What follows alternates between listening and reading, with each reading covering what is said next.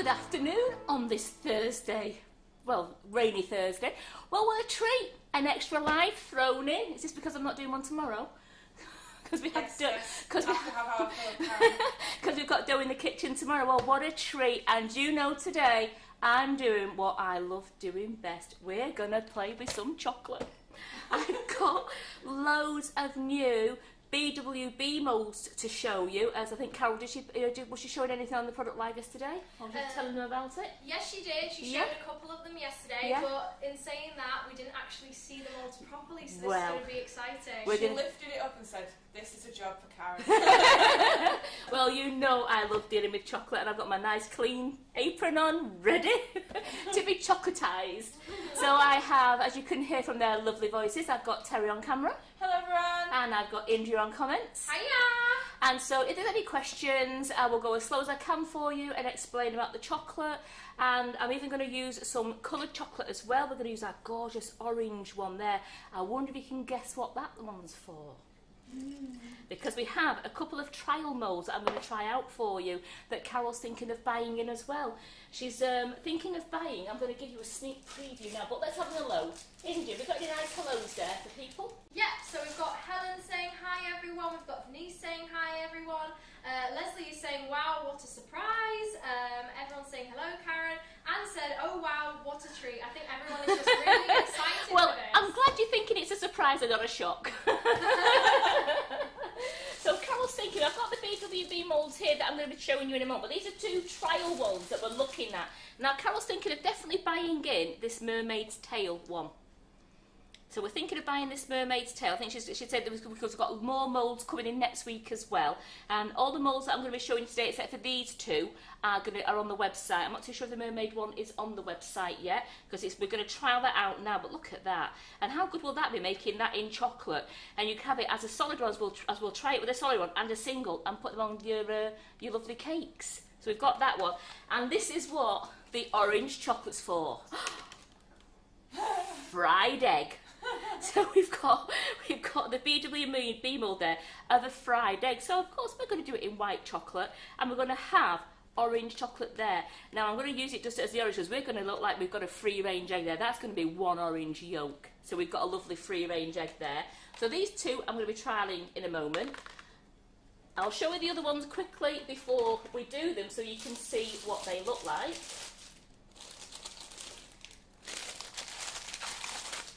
I've got the heart, and it looks like it's a trinket box because it's a gorgeous heart bottom, and then you've got this top bit here, which we make that one will go on, so it's going to be like a little trinket box. Well, how good will that be for putting a little, even if you've got 3 truffles in there and you give that away, they can eat the lot. They've got the trinket box plus filled with truffles, or even some sweets of whatever they like. So we're going to do that one. And then I've got the 6 hearts. Again, these ones would be great. You could use these, and you could fill these with your truffle ganache. You know, you make some gorgeous heart truffles, or you can just have them as singular ones, hollow ones, just to place as decoration on cakes. I think to put them together they'd be too thick to put together, and it'll take some of the heart shape away. As you can see, they are. If I turn it on its side there, they are a thick chocolate. So these are a nice a hollow one to go as decorations, or you could make fluff. You know, you like making the fluff. Make the fluff, and we could have like some heart-shaped wheels. So we've got that one, and then here's a favourite that people love. It's the teddy bear. And it's going to be, it's the top of the teddy bear, because he's got his lovely little face there, and the bottom half. So we're going to make the teddy bear, and we're going to put him together as well. And I am going to colour chocolate to give him a little nose and that. But we are also, once we've done these chocolates, we're going to lustre them with our Wonder Dust. As you know, I love doing the Wonder Dust on our chocolates, and we'll see how much it brings up the shine. And oh, here it is. Got the brogue. So I'm going to be take the clips out of there. So I'm going to be showing you the brogue shoe. How good is that? So we have a busy day ahead. Have we got any questions so far, India, or should we get cracking? Everyone is just still coming in. They're all saying hello and good afternoon. Stephanie said, hi Karen, you are a star, which we all agree with. So, thank you. A lot of people are just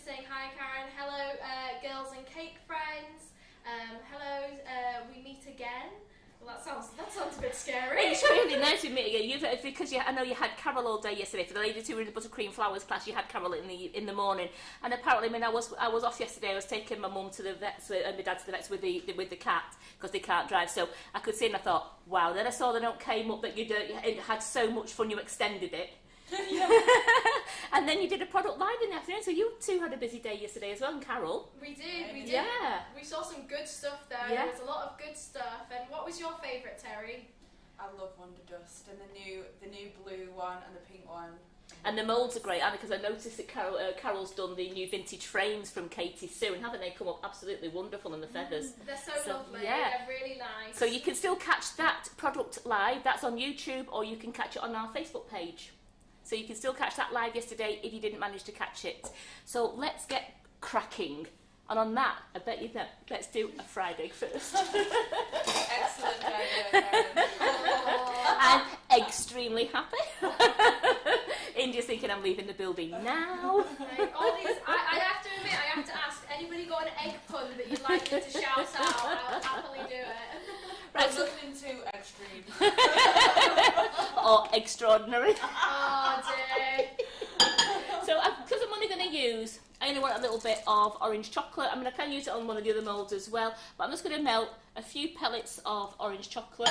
Again, as I said, we always do it on short bursts in the microwave because we don't want to burn the chocolate. So it's best to just do it on short bursts, check it, we use the spatula, and then we will temper it down and cool it, because the Calibo chocolate, this one is the orange coloured and flavoured, and it is beautiful. It's a real nice orange tasting. Gorgeous in orange colour, but again, you still have to temper it the same way you do with all your other coloured chocolate, your milk and your white, your dark, and the other colours as well. So that's started to go because they're not shaking as much, so we'll just do that. Again, I'll check that one now on the 15-second rather than the 30-second. So we got any puns coming in yet, India? Unfortunately not. No. Oh wait, Denise, there we go. Denise said that would be excellent. First one in. We've also had Angela is asked, has the blue fusion, the fusion blue come in now? Was it Frozen blue? Frozen blue? No, I don't think the frozen blue hasn't arrived yet. That was one that was lost, so we're having to wait for it to be delivered to us. So we haven't got that frozen blue in. We do have the nice shimmer blue, which is also, it's really, really good. So as you can see, if you just want to go to the overhead there, please, they have started to melt there. And so I can now stir this round till they've all melted, and then I can tell with the jar, the glass jar there, these are really handy if you ever get these half pint Pyrex jugs just for doing your little bits of chocolate, because I'm now going to cool that down with some orange pellets. Now if you wanted to make the yolk lighter, you could cool it down with white ones, and then that would just pale it a little bit. But as I said, this is a free range egg. We're going free range today. Not a bit of a pale egg, we want a really orange yolk. Yeah. For this one. So I'm just going to put in just like, I think that's about 7 there, just a few at a time, just to keep stirring it round till they've melted, and then they started to cool down. Remember, it's when it's cool to the touch on your lip, you know you've got it to the correct temperature. Then it's the temperature. We don't use, most chocolatiers do not use a thermometer.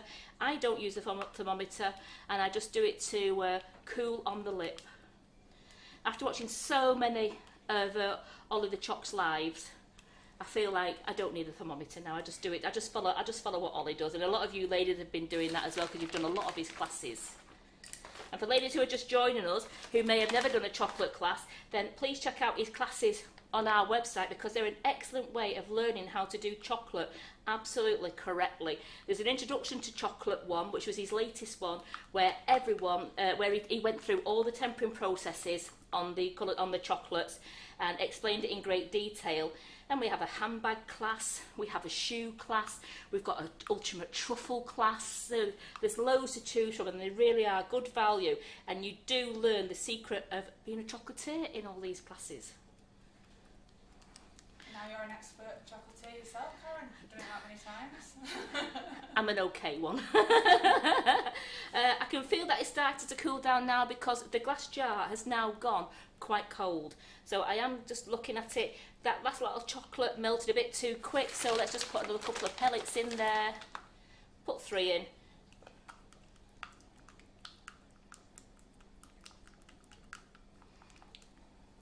That looks amazing, that colour on here. It's lovely, isn't it? It really is a nice orange one. Is the taste really strong, or is it like quite a nice smooth taste? No, it's a lovely smooth. It sounds like it's a lovely smooth orangey taste, just like that other famous chocolate that's not. Hey, it's mine. Robert's. It's over, that's my chocolate brand. Yeah, the one that. Oh yeah, you've got the right name, haven't you? It's not India's chocolate; it's Terry's chocolate. Not yet, that is. Yeah. But you can smell the orange from here, so that's it. I just put 2 more in there, and then I am going to test it because as they melted really quickly, to me that's telling me that the chocolate is still warm. And as the more you do it, the more you get to understand your chocolate. Oh, we got another one from Denise. You're an expert.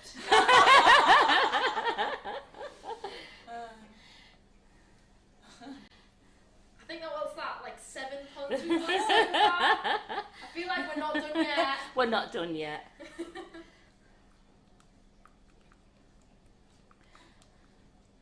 This is extreme chocolate making. So here we go, let's just do the test now. So there's a pellet that's a little bit not quite melted in there, so that tells me the chocolate has cooled down. So a bit on the finger. That is still a little bit warm. So that's only going to put another 2 pellets in there. Wasn't quite cool to the touch. It wasn't hot, but you could tell that I could feel the warmth on my lips. So I just want to cool it down slightly more with just 2 more pellets. Angie has just said, loving the orange colour. It is lovely, isn't it? I just had to hold it down there so I could get a really good whipping on. God, you can have a workout here. We had a bit of one yesterday with the piping, to be fair. We were all saying like you get a bit of a workout with piping, and now you get. You do with chocolate because especially when you see me do the white and the milk in a bit, it's a really good tempering process. So let's just try that one again now. Oh dear, we've got another one. Deb has just said you're egging each other on. What are Thursdays for? So while I'm just doing this so you're not getting bored watching me, while I take, this is the process, you have to have patience while tempering chocolate. You really just don't want to think, oh that's okay, I'll use it. Because sometimes you will find, if you haven't tempered it correctly, that when you take your chocolate out of the fridge, it starts to go very soft very quickly. Whereas if you've tempered correctly, once it sets, you can leave it out of the fridge and it doesn't go soft. You still have that nice snap to it. Exactly. So Alex has got a question. Yes. He's asked, when is the Rejuvenator be back in stock? When will it be back in stock? I honestly don't know. I think Carol will have done all her orders before she's had to. She's gone down to see her grandchildren, and she's collecting Georgie, as we all know, because Georgie's back in the building on Monday and Tuesday. So I will message Carol later, but I'm sure she will have put orders in, and I'll see if I can find out off Laura if we have any orders due to come in for you. Sue has just said they are exceptional. Jenny has then followed up with exciting. And then Wayne has just said they look excellent. Well, that is nice and cool on my lip now. I've got one in there that's not wanting to melt, so there I go. I've got it down to the correct temperature. Denise has just asked, can you temper it too much? No, what you'll do is, you won't temper it too much. What you'll do is, if you carried on adding the chocolate chips to it, your chocolate chips don't melt. So you've got to the correct temperature there, but you couldn't then put that into a piping bag because without taking all the little chocolate chips out. You know that if you've got chocolate chips in your chocolate that haven't melted, you've got down to the correct temperature. Leave it to go too much and it solidifies and you can't use it. And if you have to warm it up again, you have to start the tempering process all over again. So once that you see you've got chocolate chips in there that aren't melting, test it on your lip, it's nice and cool, then you can carry on with it. And if you do find you have got a couple of pellets in there, you can take them out with a fork or a spoon and just put them to one side until you're doing it again. Now that must have been okay, because and now all my chocolate, we've carried on doing it. Again, be careful, I mean I do it in this glass jug, this little one here. I wouldn't do a huge amount in a glass jug because the glass retains heat longer, so therefore you're going to use more pellets cooling your chocolate down. Whereas if I do it in the, when I do it in the plastic one in a bit, the plastic cools down a lot quicker. That's it for you. So if you do it, if you melt it in the microwave in a glass jar and it's really hot, then tip it into a plastic one straight away, and you can start to temper, and you'll find you won't use as many chocolate pellets. Now remember, you can save your chocolate. If I've got any left, I can take that out. I'll put it into a Ziploc bag, let it set, and I'll use that next time, break it down, and just melt that down, ready for tempering again. So nothing goes to waste. Deb has just said that it looks egglicious already. Right. That's what I wanted. I knew it had moved. Piece of kitchen towel. Just going to make sure there's nothing in there. Just giving it a bit of a polish.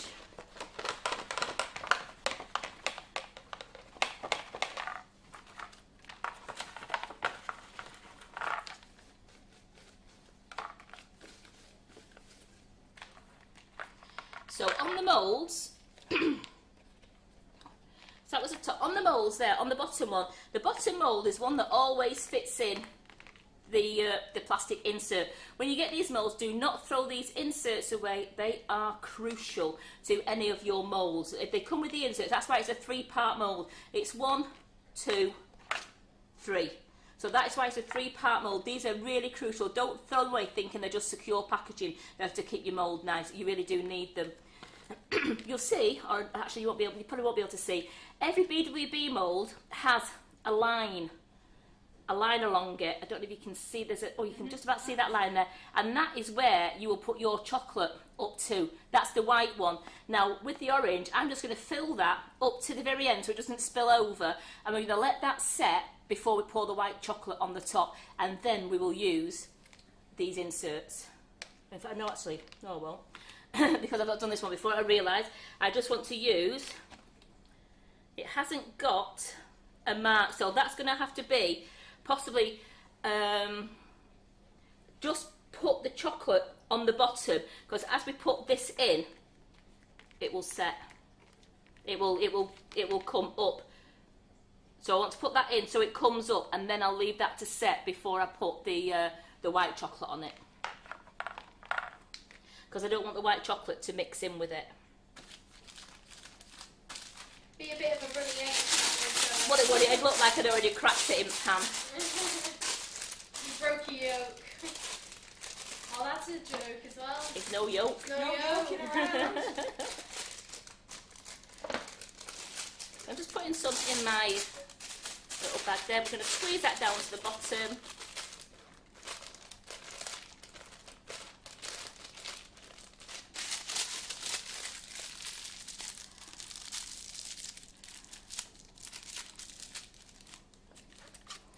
While I'm starting to do this, I'm just going to put the white chocolate in there for a 30-second blast, just to start the white chocolate, because that's going to take a bit longer to temper. So you cut off the smallest piece. I've squeezed the chocolate down to the bottom, and I want the smallest tip cutting off there, so it's only going to drizzle out. So as you can see, I've got the smallest bit coming out there. Can you see that little line there? There we go. So let's get the right mould. So I'm only filling the bottom of the mould.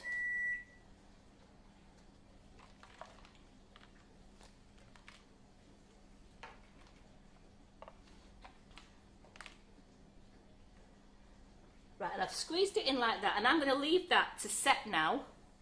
So you can see underneath I've got my egg there. So then I'm going to leave that to set, and then we're just going to put some nice white chocolate in it. Once it's set, I can take this mould off in a moment and put the white in. So I'm going to pop it in the fridge so that I know by the time I've tempered my white chocolate, it'll be great for going.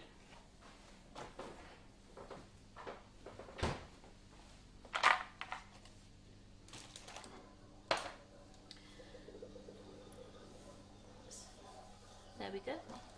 And say I'll leave that in my jug there because I can melt that down again later and use it if I need to. So while we think about it though, you're also not wasting orange chocolate.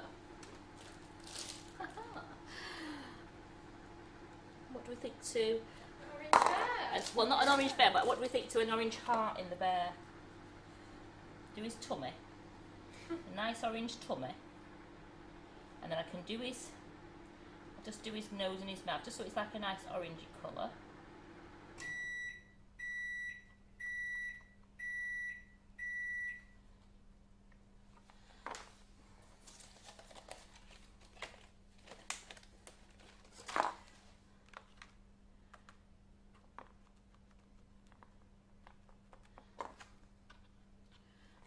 So I've got trying to fill up the heart there. What I might do is do it so I've completely done the heart, so I've coloured it, and then I'll leave that to set because I want to make sure I'm getting the heart shape in there. You can do this all in the same colour chocolate, and then you could colour the tummy with a nice, if you wanted a nice pink heart. So Debbie's just asked, if the orange chocolate is in a piping bag, does it need tempering again? Yes, if it sets completely. If it only started to set at the bottom end, you squeeze it out, or if you can get it to go smooth within 5 seconds in the microwave, you're all right. But if it's hard and you can't get it to go smooth in 5 seconds, then you would have to cut it out of the bag again, or you can temper it in the bag, but you have to undo the knot and you keep putting pellets in to temper it again. So just nice heart there. So we'll leave him on one side. I've got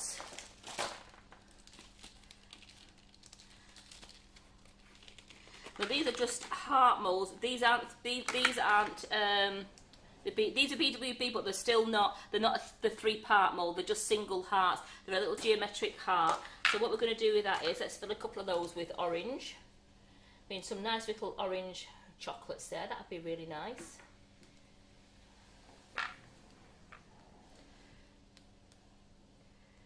We can have them as a solid shell, or you can have them as a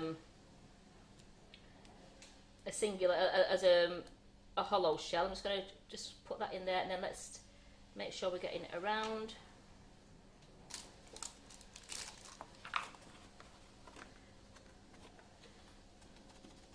And making sure I'm covering all the sides.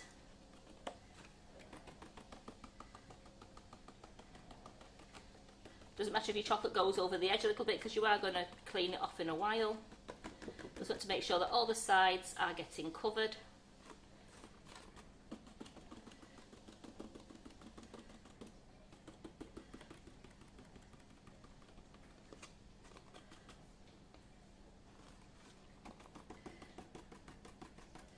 So I haven't done these as solid ones, I've done these as singular ones. So they are going to need a second coating. So Leslie has just said, I've read that you can add titanium dioxide to white chocolate to make it white, as you would with buttercream. So people are just asking, could you use the whitener with chocolate? The only whitener you could use is the colour mill one, because that's the one that is an oil base. That's the only colour you'd be able to use with the chocolate. Or you could maybe get the white cocoa butter one to make it white. But remember, it's only to make your white chocolate. You can't colour your milk chocolate white. It can only be making your white chocolate whiter. But you can use the colour mill one. Have a check with that. So I'll just leave that for one moment, just to set a little bit, and then we'll put a second coating in there.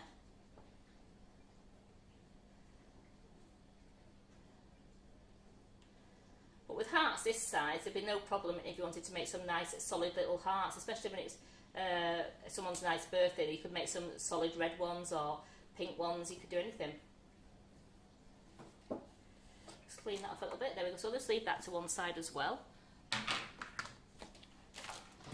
So how much is that heart one? The ones with the geometric Actually, you get two pieces in that. So those are the chocolate mould BWB 3-part. Oh, it says 3-part bonbon geo hearts. Although there's 2 parts here. So, or is that a 3rd part? No, this is. I've only got 2 parts. We haven't got any plastic. So this one is. This hasn't got any innards in it at all. Okay.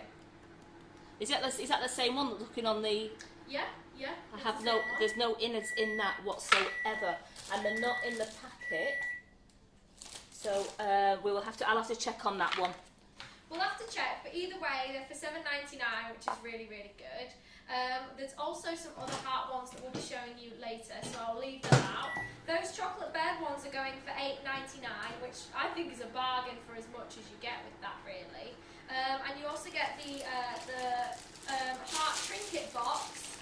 And that is $8.99 if you want to buy that mould as well. I think they're really, really good, and I'd say they're probably really good. Like, they're quite durable, aren't they? They certainly are. They wash nice. So even if you've washed them and you think the plastic part, the innard, has got a bit wrinkly, just you wash them in warm soapy water.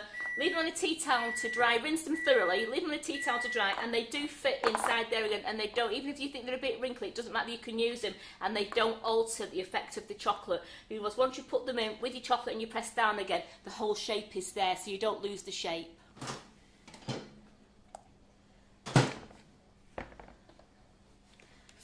So I've melted some white chocolate down. As you can tell, all the pellets have melted in there. So now we're going to temper. Put a handful in. Oops. Handful in, let's get stirring without throwing it everywhere. Terry's thinking, here we go again, Karen and chocolate. I don't know if India's seen me work with chocolate yet. I've seen you work with it, but you've managed to come out unscraped, so... I know Karen's version of a mess is nothing to what I think is a mess. So they melted down really quickly there, so let's just get these in here. Because I said I'm going to do some of the moulds in white, and I'm going to do some in the milk chocolate. I'll be using some of the white as decoration. So, and then anything that I've got left, I'll just leave it to go dry in this bowl, with it being a plastic bowl, and I can squeeze the bowl later, and it comes out, and I can just break it up and put it back in a Ziploc bag and use that next time.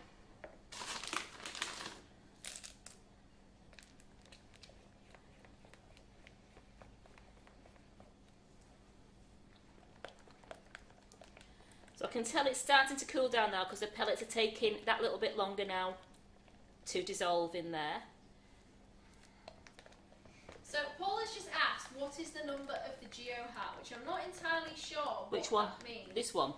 Yeah, those smaller ones. It is 9835. And that is going for $7.99 at the moment, and they're brand new, so I'd suggest getting them now before they all go. I know what all of you are like.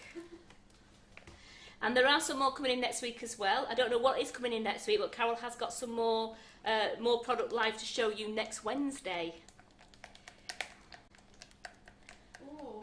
Moira has just said, I use the heart-shaped mould with Calibo ruby chocolate and freeze-dried raspberries. Beautiful.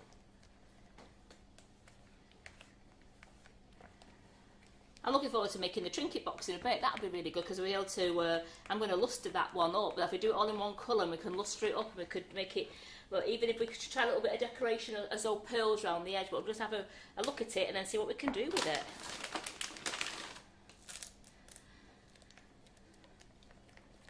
Here we go.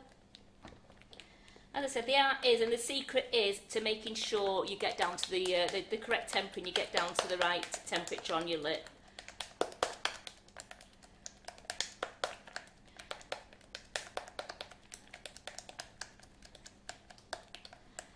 Once this is tempered correctly, we can get our fried egg out of the fridge.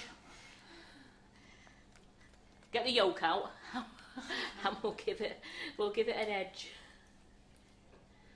So we are thinking you've got to let us know what you think of the fried egg one once I've done it, because we're not too sure if we are going to stock it. Only if people say, oh wow, you know, you like it. It's not worth stocking something that isn't going to sell if you're going to think, well, what am I ever going to use it for? But it'd be quite good if you was doing a chocolate breakfast. You could do a breakfast on a plate. Ooh, that'd be quite nice. You could even make a piece of toast out of cake, couldn't you? Like a toast, and you could use your airbrush and look like it's all buttered, and then put a fried egg chocolate on the top. That'd be good for Father's Day. Egg on toast. Egg on toast cakes, yeah. That might be something that you'll have to do in the future. That might be a Karen special. egg on Karen's toast. breakfast special. Karen's breakfast special sounds like a great thing.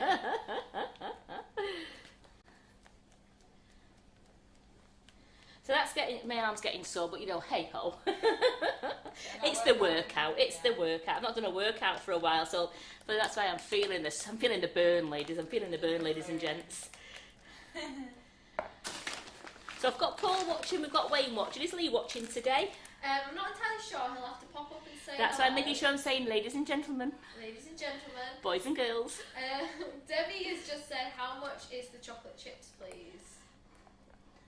As in, do you mean how much are they to buy, or how much am I putting in? At the moment, I don't know how many. I'm just doing a bowlful because I'm doing quite a few moulds.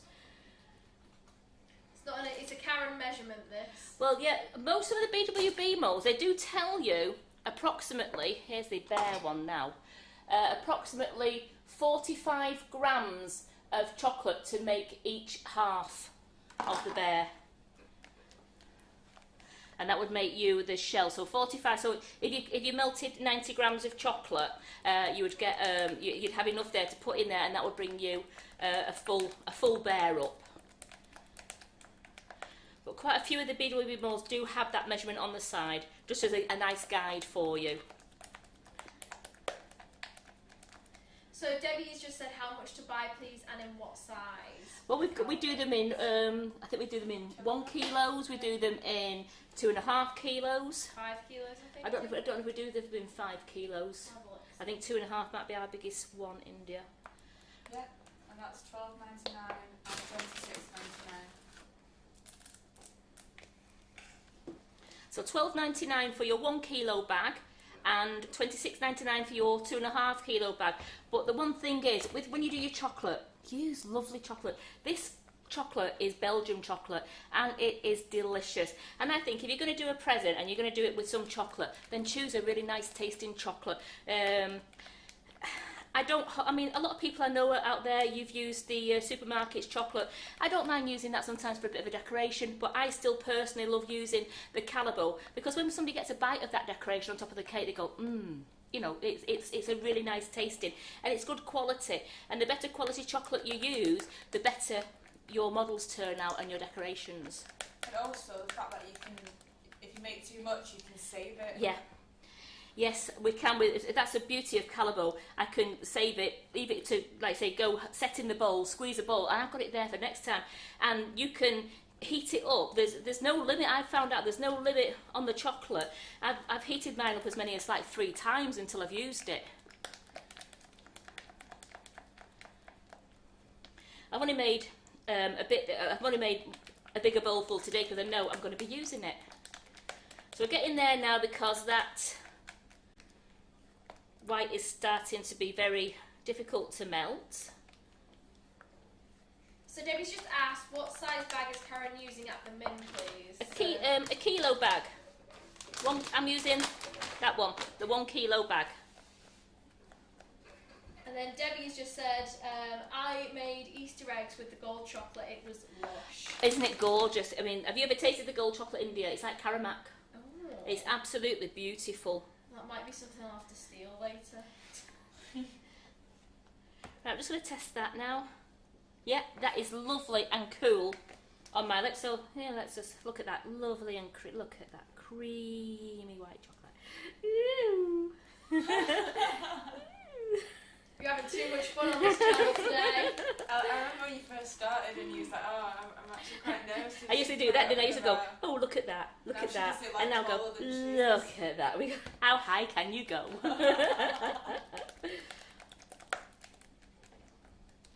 That's it, just don't be afraid of working with chocolate. I love working with chocolate now, as you can tell, with a constant smile on my face. So I'm going to put that into... I like using these thinner bags that we sell as well, these thinner ones, because I thought you can tie the knot in it easy. I mean, I do use the other ones, the thicker plastic ones, but for chocolate, I do like these thinner ones for chocolate. Just because you can tie the knot and you've got more control. When you've tied a knot in the bag, you have more control.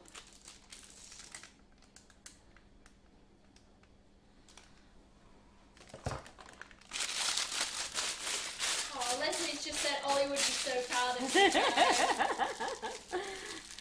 He's probably thinking, what are you doing? Helena's just said you're loving your job too much. I do love my job, don't I? Yeah, I know.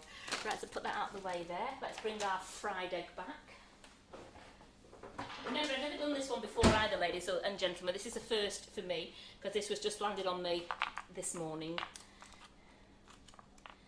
So as you can see, the chocolate did set.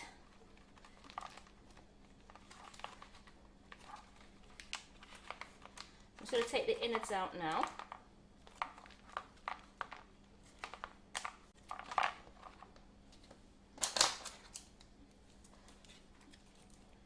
Tiniest bit off there again, and I'm just going to just pipe around it because I want to get up to that line. I'm going to try not to go into the mould, into where the yolk is. I'm going to leave that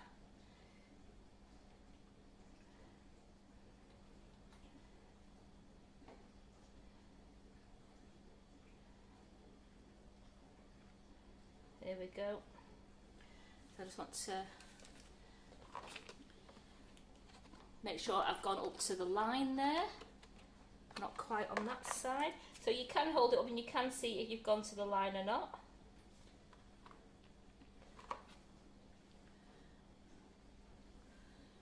Yep. So we'll put the moulds back in.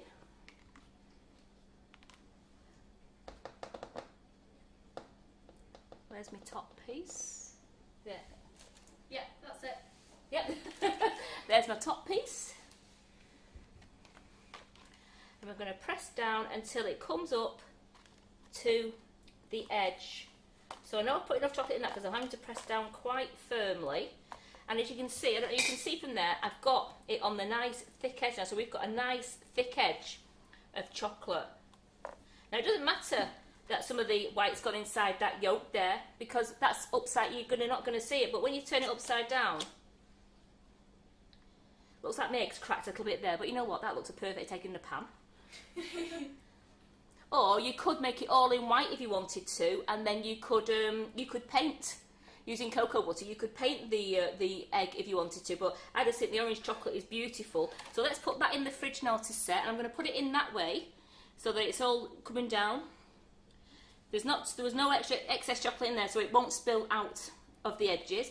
I'm going to put it in the fridge that way up, just to set till we bring it out. Just to clarify, did you say no excess?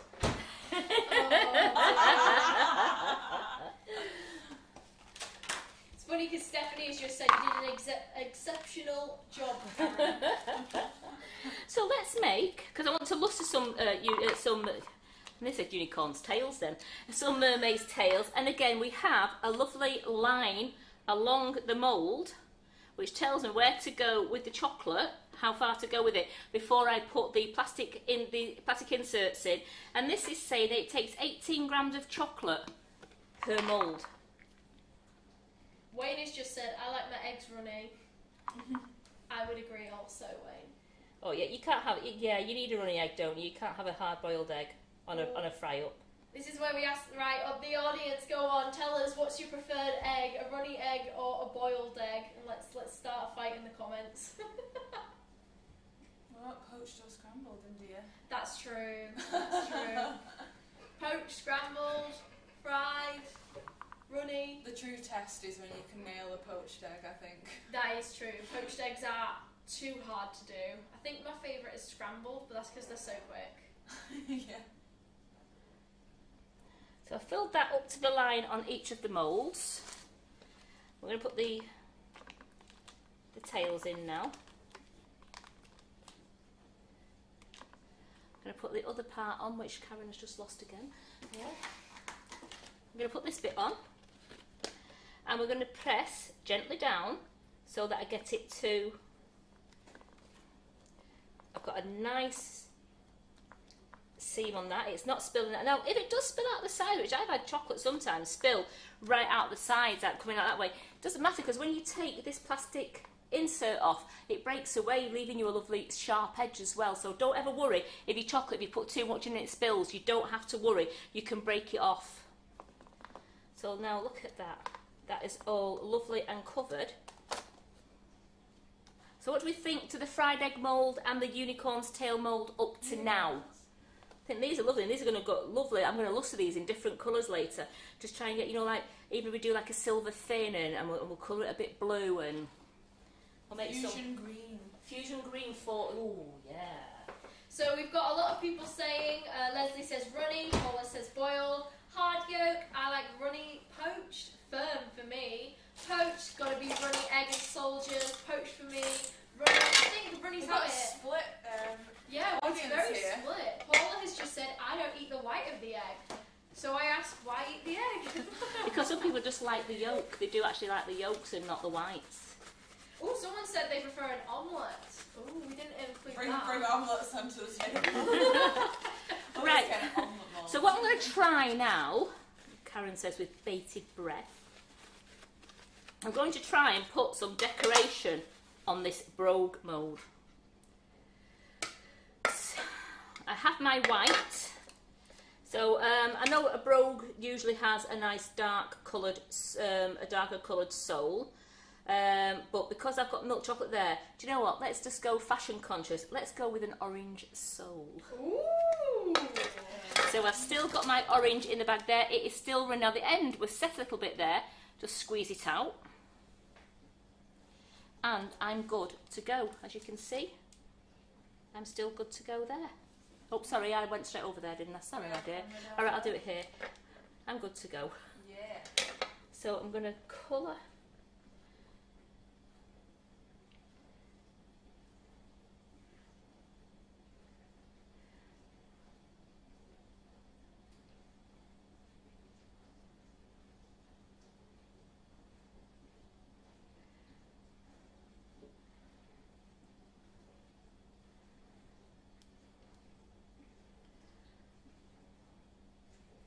So Margaret's just said, hi everyone, sorry I'm late, what's all been happening here? So right now we're just doing our new moulds, our new chocolate moulds.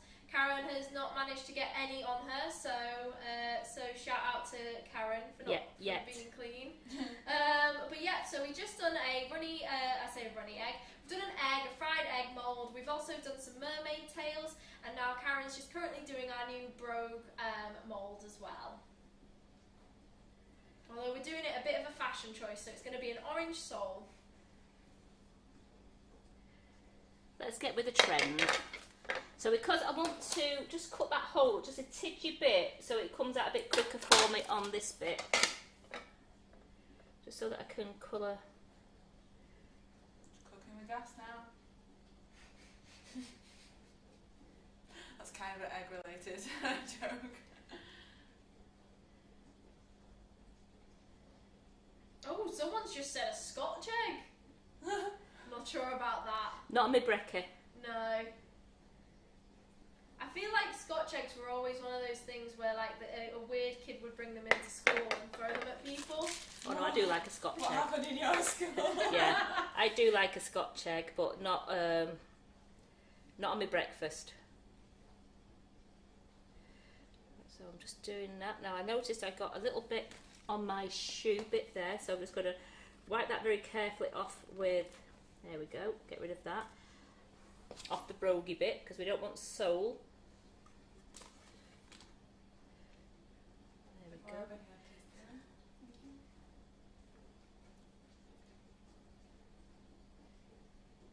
getting there. I nearly got my tongue stuck out here, people. Just the concentration of trying to get the lines right. The Karen concentration phase. Yeah, as you've all seen that on TikTok. Thank you, India. Hey, Terry's done some great dancing recently, so you can't even be embarrassed anymore. What you're saying is good but embarrassing. Thanks, I'm just squeezing the last bit of this bit out. Whoops, out now, just so I can get the bottom of the sole. So it doesn't matter if the bottom of the sole is lumpy on the inside. Remember, people don't see the inside of the shoe there. But I'm going to make that a bit smoother. I want that to dry before I put the milk chocolate in it, but I want to try and get some white in there as well. So I'm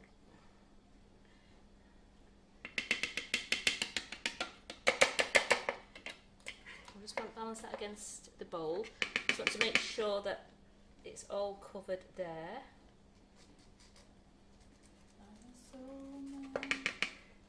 Yeah, so I've got a nice base on the bottom. I'm just going to leave that there a moment while we get the white out again. Again, all you do is squeeze the bottom of the bag to make sure the chocolate is coming out. And this is where shaky hand time starts. Let's just get some white laces. Nope, that went in too thick.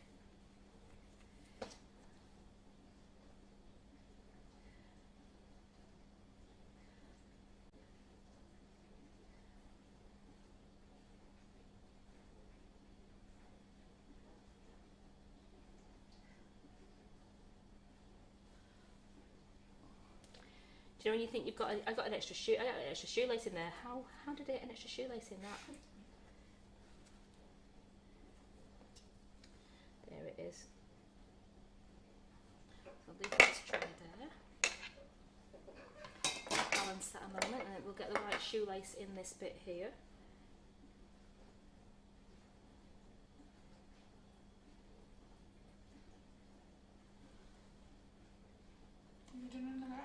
I'm just thinking, I don't know if I've missed one out here. Let me just check.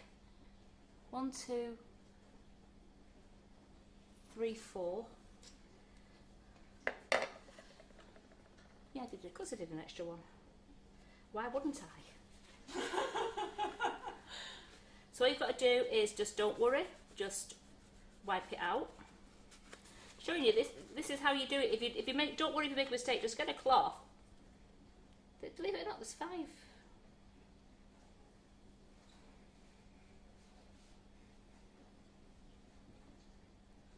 There is 5 on that one, so I'm going to check this one again now.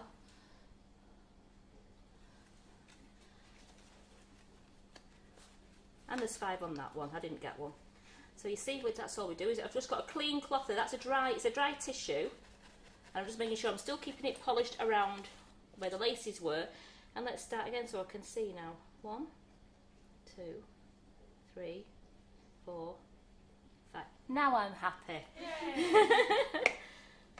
I mean, Leslie said, you're doing great, Karen. Those shoes are fiddly things. Yeah, I mean, I have seen Ollie do those shoes, and I saw Ollie when he actually went and did all the little tiny broke holes in a different colour. I'm sorry, folks. You're getting a milk chocolate shoe. Is it all the tiny holes? Yeah. All the details? Yeah. But, I mean, I've done the laces and I've done the sole. I'm pretty proud of myself there, if it turns out, which it will do. It's going to look a funky shoe, but, you know, hey-ho. So let's just tidy that down there. I've left that to set a bit there. So where...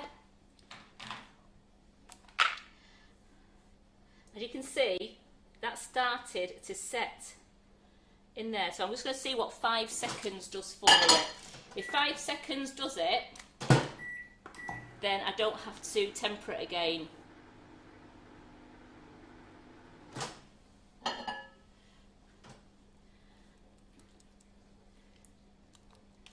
Still a bit stiff, but it is pipeable, that, so I don't have to temper that again now because it is still pipeable.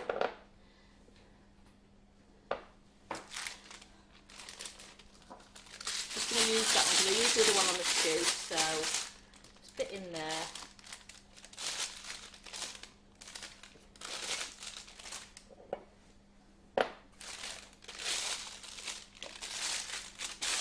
Okay, nothing will go to waste, because any orange chocolate I've got left I will just leave to set and I'll pop it back into a Ziploc bag and we'll use that again.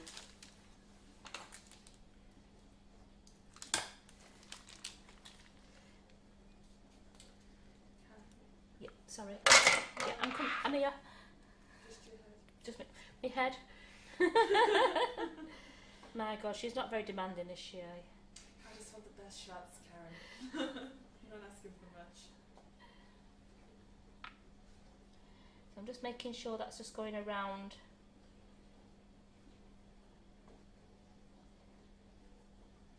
Let's make sure it's nice and covered. I don't mind having a thicker shell if I'm just doing it as a shell, because I like to have something that people can to bite into. I was about to say, I hate it when I get like some chocolate and it's so thin and Yeah. I'm like, no! Yeah, you want to have something that you can actually taste. So I don't mind having, I'm not making it solid, but I'm making it so it's a nice, quite thick one. And I'm just smooching the chocolate around, smudging the chocolate around there, just to make sure it's all on the sides. And then you know what, let's just do a solid one anyway. Just going for it. Just get rid of that chocolate. And we all know since it's orange, that one's mine. Yeah, I like that. I'll fight you for it.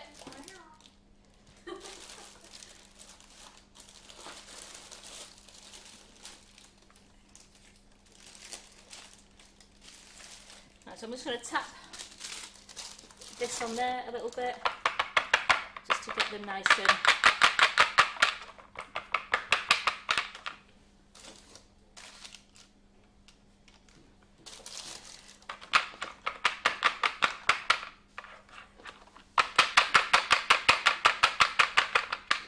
And let's put those in the fridge to set. Have I got room? Yes, I've got room. Georgie's just said save one for me. Georgie, without a doubt, I will make sure there is some chocolate in this kitchen for you on Monday. I'll make sure Simon brings it back for me. How's that? Because Simon's going to take all these to photograph so they can go with the moulds. But when he brings it back, I'll make sure it's some in the fridge just for you, so you can have a little chomp on it on Monday and Tuesday to keep you going through the class. I might have to join you because I'm doing your comments. So that had 25 seconds. It was nowhere near enough, but I'm only doing it on 30-second blasts. Quick tidy up. As you can tell, it's tempered nice because the chocolate just sets on there. So I'll use that one out of the way now. Because I'm going to do milk chocolate in the brogue. We're going to do milk chocolate in the teddy bear. I've got a lovely heart trinket box there to show you, which actually, while that chocolate is doing, let me look at that heart trinket box.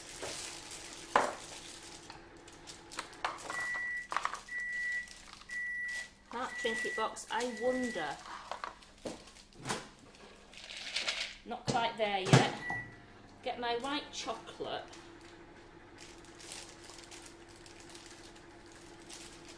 Which has just started to set at the very bottom. So I've just squeezed that out. A quick hello to Jill and our YouTubers. She's just said hello. Afternoon late, but here.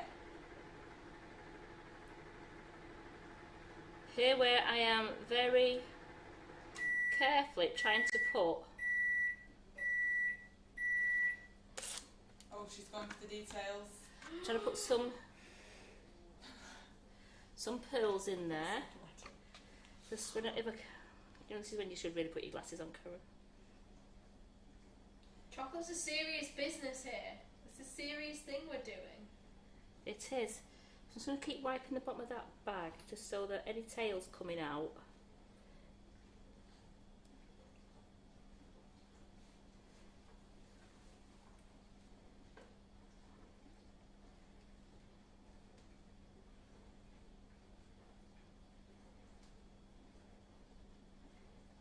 Oops, is there?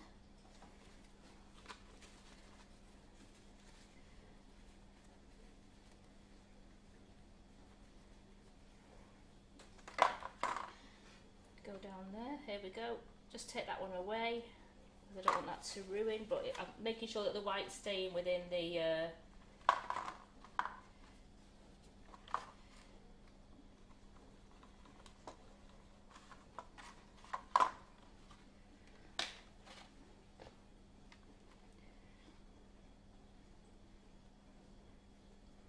It really is only the minutest of drops that you're getting in there.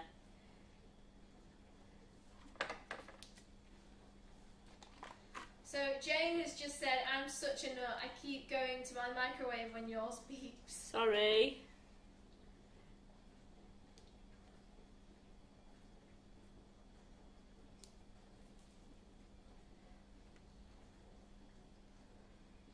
But yeah, these new moulds are all going on our website. I'll say they're going. They're already on our website currently, so I'd suggest checking them out.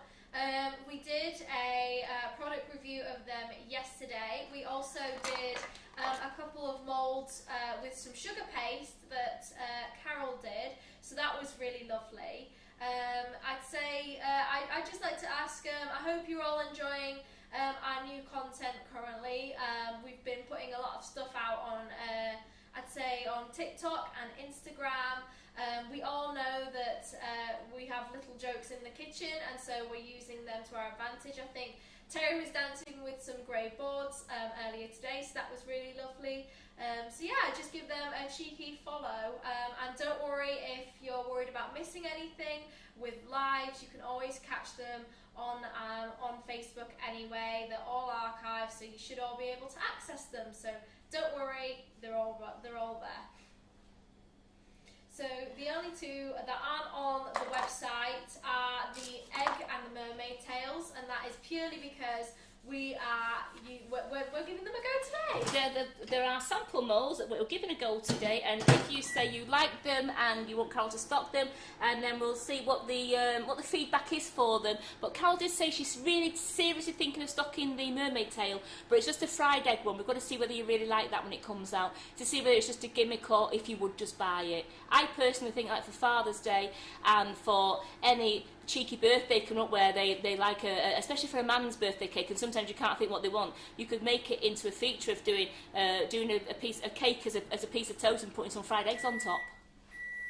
It's quite a novelty thing, an egg. I like it. So my milk chocolate has melted down nicely. That only took 1.5 minutes. It's melted down. The bowl is only slightly warm, so I've got some more little chocolate chips in there. That looks so lush. It's got nothing better than Belgian chocolate, there really isn't. So keep that stirring. And the more if you temper it correctly, you get a gorgeous shine to your chocolate as well. Even though I'm going to be lustering, I do want to still have that lovely shine and when it comes out of the fridge. And I also know then that it'll stay as a nice snappy chocolate rather than going really soft. Because some of you ladies, when you was doing your chocolate bombs and that, you said they were going soft when you got them out of the fridge. It's quite possibly you hadn't tempered it for long enough, and you put them in when it was just still slightly warm. And if it isn't tempered down to being cool on your lips, then the chocolate, when it gets into the room temperature again, just start to go quite soft. Some more chocolate in there. Chocolate everywhere. And not a drop to bite. No, we can't eat this. Not yet. Is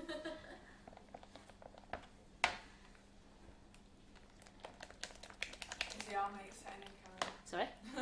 You're switching hands. I know, it's because we... Right, here we go. I can't do it with my right hand. No matter how many tries I try to do it ambidextrous, I can't do it. I try and do it with my right hand, and it as you notice, it slip-flops everywhere. The coordination just goes that window. It does. Deb has just said cheap chocolate stays soft. I think our Calibo is probably one of the better ones. It definitely looks better, and it definitely tastes better. Like, it doesn't have like some of the dryness that other chocolates do have. The more quality, the better quality chocolate you use, the better results you will have with using your moulds, and also for decorations on your cake. You'll find out that it stays nice and what I call the crisp chocolate, where it has a snap to it. Nothing more pleasing than getting some chocolate, and like when I had a chocolate bomb in here. I mean, I only had the shells because I'd been showing you how to make them, and I was breaking it up, and it was that satisfying snap while I was breaking them up.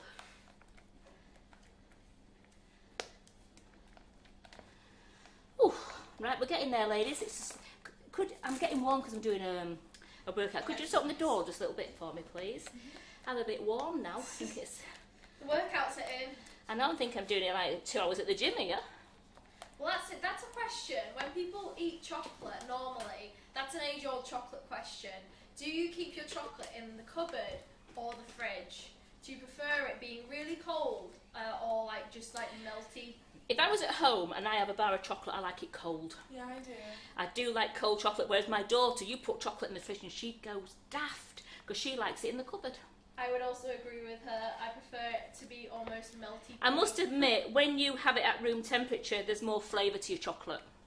If you have it in the fridge and it's cold, the flavour takes longer to come through, whereas if you just bite into a square of chocolate that's been in the fridge, in the cupboard, the taste is there. And the best way to enjoy chocolate, ladies, is you don't just all throw it in your mouth and eat it. And I'm talking to the gentleman as well here, because I've seen my husband do it. You don't just like throw it all in. The best way, you get a square and you're supposed to let it melt on your tongue.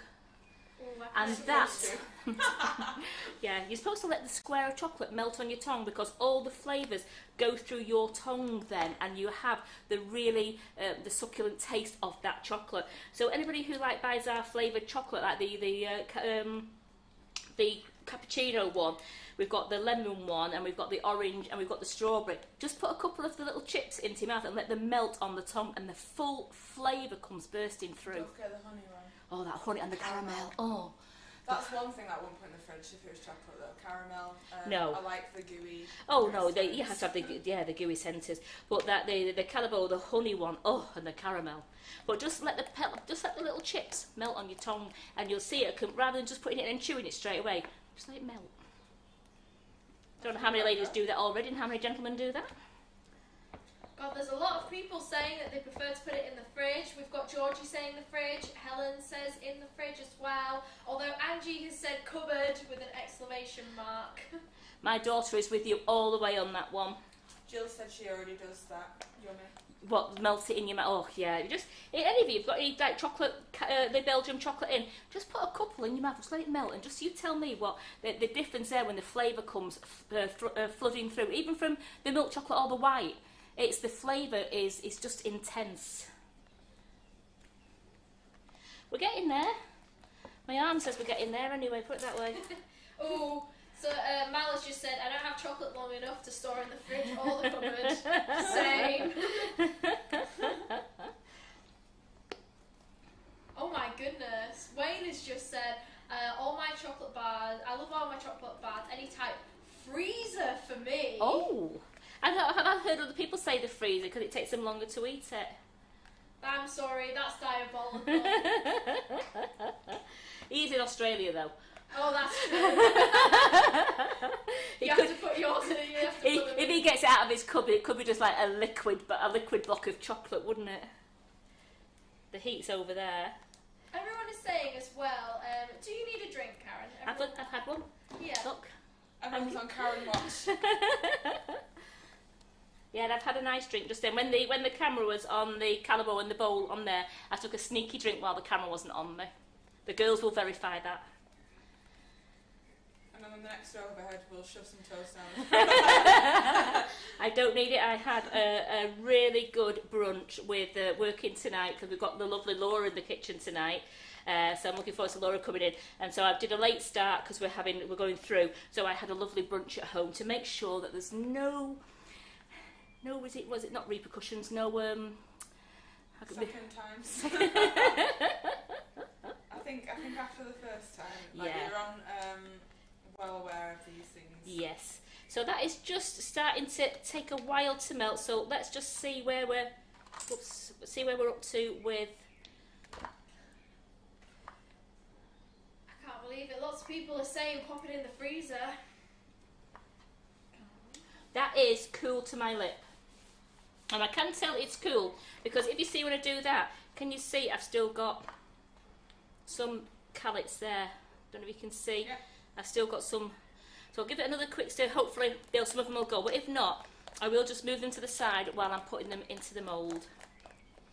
You can pop them out with a little fork or a little spoon, but if it's on the inside of the mould, it doesn't matter. It's just another block of chocolate. It's not going to, it won't mark the chocolate shape, but I don't want it to be in the body of the bear or the trinket box where you do see a lumpy piece of chocolate. That's a no-no. Give your arm a little bit of a break and just have a drink. Yeah, I think everyone is saying have a drink, Karen. I've had a drink. What it is, I've just got. You can't let the chocolate go cold on its own, because if you let the chocolate go cold on its own without tempering it, then you're not getting the effects that you do want. So just bear with me. I think I have got there. I want to get my bags. Right, ladies, look, I'll do it in front of you. You're terrible.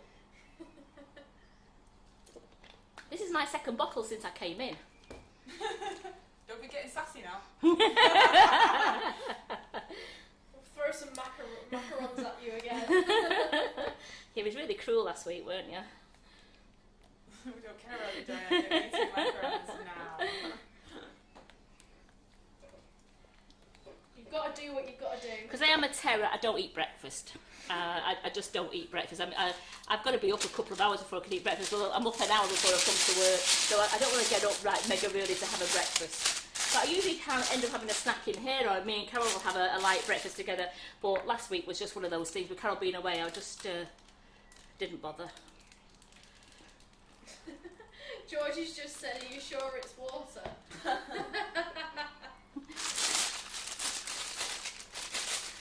I've got one special for you next week. Right. So what I am going to do as well, now I want to pipe this in, but I also want to use the bowl. I've got a couple of ways of doing things here to show you the different ways that I do things as well. As you can see that I did with the orange, you can pipe the chocolate in and to be nice, but you see then what I do now is, with the shoe, we're going to put the shoe together. So it's clipped together nicely. Hang on. There. So it's all clipped. You get the little tiny bulldog clips with this kit. So make sure 1,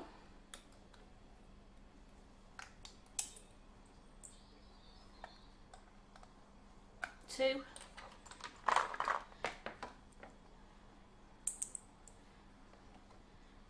3, and then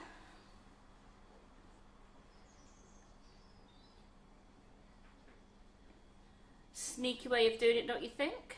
What you do is you put it in like that, and then you whiz the chocolate around the shoe, making sure you get in all to the top. You get into where the laces are as well, because I will do 2 coats of this, because it's not a BWB mould. I end up doing 2 coats, and because I want to get a nice edge to the top of the brogue. And then what we do then is, to make sure it has covered, I'm just going to turn it round and tip it out as I'm turning it round, so that I know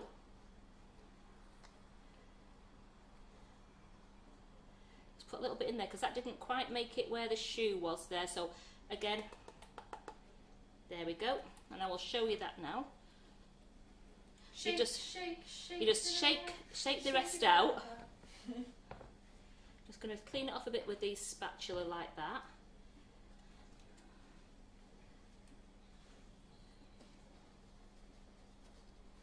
Just making sure that the rest of the chocolate is... So I'm just going to leave that just to drain down a little bit before we put the second coating. Didn't get a piece of greaseproof out, but just bear with me a second. Just need a little piece of greaseproof, because I usually just try and put it upside down so that any chocolate lands on the greaseproof, it's usable. We can then put it back into the bowl when we temper later. You can use, if you don't want to use greaseproof, you could put a piece of cellophane down. A lot of you do the cupcake bouquet classes, and you've got the cupcake, your cellophane. If you've got any remnants of the cellophane there, save them for doing your chocolate on, because it's really good that you can just lay it down, and when your chocolate goes onto it and sets, you can just peel it off, and you can put it back into the bowl, or you could make yourself little designs on the cellophane, wait for them to set, and they peel off, they pick off really, really good. There you go. So what I'll do is I just put the cellophane down like that, put the shoe upside down with a bag to balance it. There we go. So I'm going to leave that like that just for a moment, and then I'm going to do the, I'm going to give it a second coat. I'll give that a second coat, and we'll pop that into the fridge. So while we're waiting, I'm just going to look at my, oh no, my egg's not quite ready. I can tell it's not ready because the whole of the mould hasn't, it's going milky coloured, what I call milky, but it hasn't gone there yet, so I'll get that out in a moment. Teddy bear.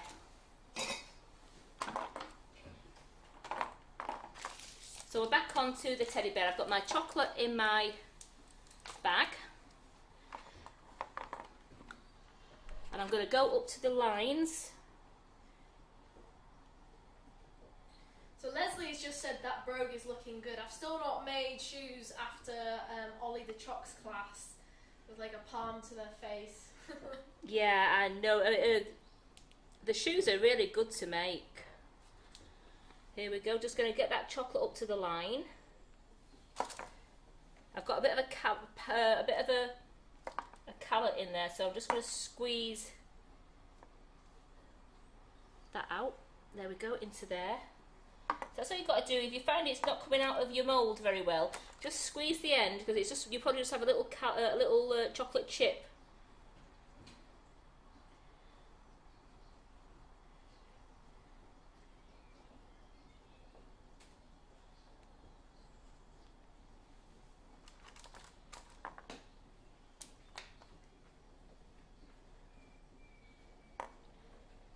Making sure that chocolate's going only up to the line. I must have had about, you know what, I must have got about 3 callets. Whoopsie daisy. Make sure that doesn't go too far.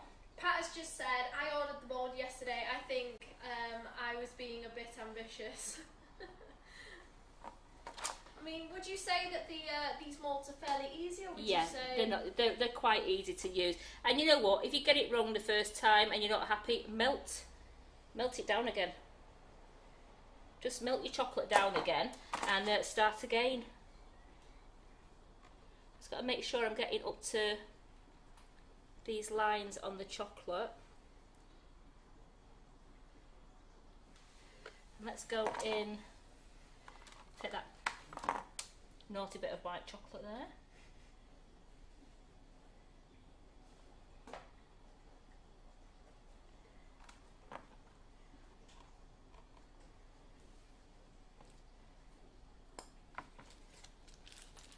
I think what's really great though about the moulds is that, like, as Karen said, is that like they're easy to use, yeah. But also if you struggle, I mean, here we are and alive doing them. So if you need any direction or any help with it, just go back to just follow the live. Go back to the live again. Just want to make sure that I'm getting to the lines there. Pour a bit in the ears. Oops. Let me go over there. Just need a smaller spoon, please. Oh, so what I can use as well. It's alright. I can use my little paintbrush just to get it into there. Just want to make sure that I'm getting to the lines on the chocolate. Now we might find this one might spill over, but as I said to you, you'll see that it actually will come out and it will end up going sharp. So let's have a look at how we go with this one.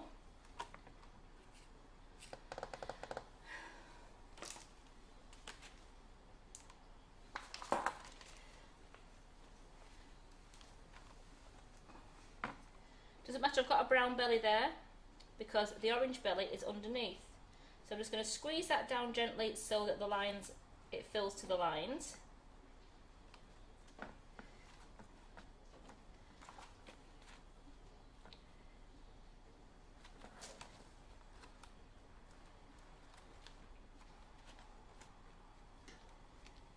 that already looks so good. It looks so delicious.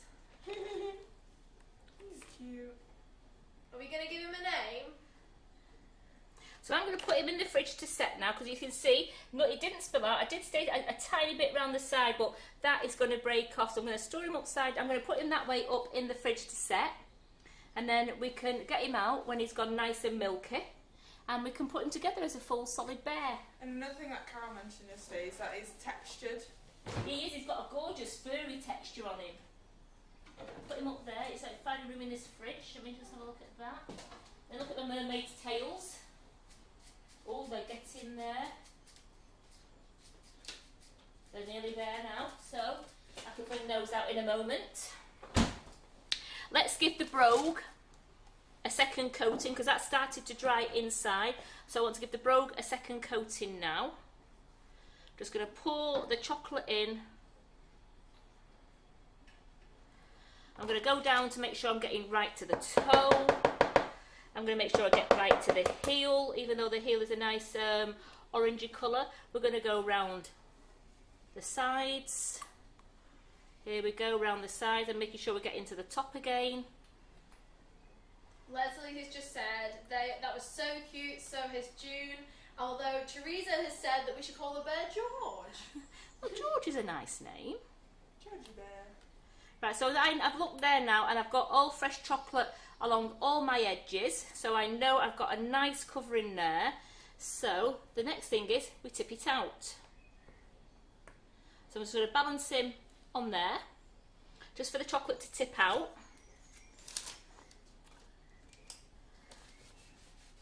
I'll just clean this one up here. If I could ask India for, if you could just rinse that cloth out for me, please, Pet. It's great. I've got a Karen. Oh, I've got my own Karen. everyone needs a Karen. So I'm not too sure. As Carol said, what Laura's making on the live tonight? I have not heard what she's making now. No, so that's going to be a nice surprise. What Laura's making. We have been doing filming all day today You have you? for our lovely sugars. Right, I just want to that brogue. I'm going to put that brogue upside down now, just for a moment, because what I want to do is quickly get some into this nice trinket box before it's still melted fine. But I want to make sure, what I can do, I can show you now, I'm just going to put that in 5 seconds in the microwave, just to give it that slight warm, because I've got the door open, it is gone a bit nice and fresh in here, thank goodness. So I'm just going to put that in the microwave, just for 5 seconds, because then I won't have to temper it again then. I know you're all counting, 26, 25. There we go. So that's gone in for 5 seconds.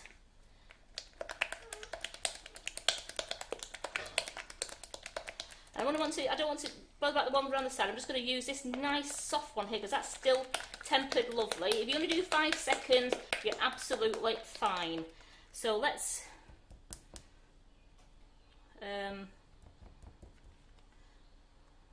pour this into. Take that away, and then let's make sure I'm up to my line, because I can see my line. Oh yeah, I've got the line. Oh, that was a bob on job, that. Bob on. So I've just got to look where my line is now. Just above the white pearls that I did is my line. So let's put that in for now, and then just gently smidge it around, making sure that I'm getting into all the bits, and that is just on there. So what we're going to do now is we're going to put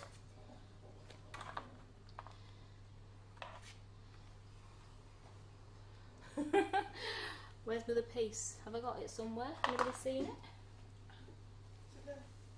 That's the bowl. It's there. Thank you there, eagle eye. Karen's dead professional, as we all know. She gets things right all the time.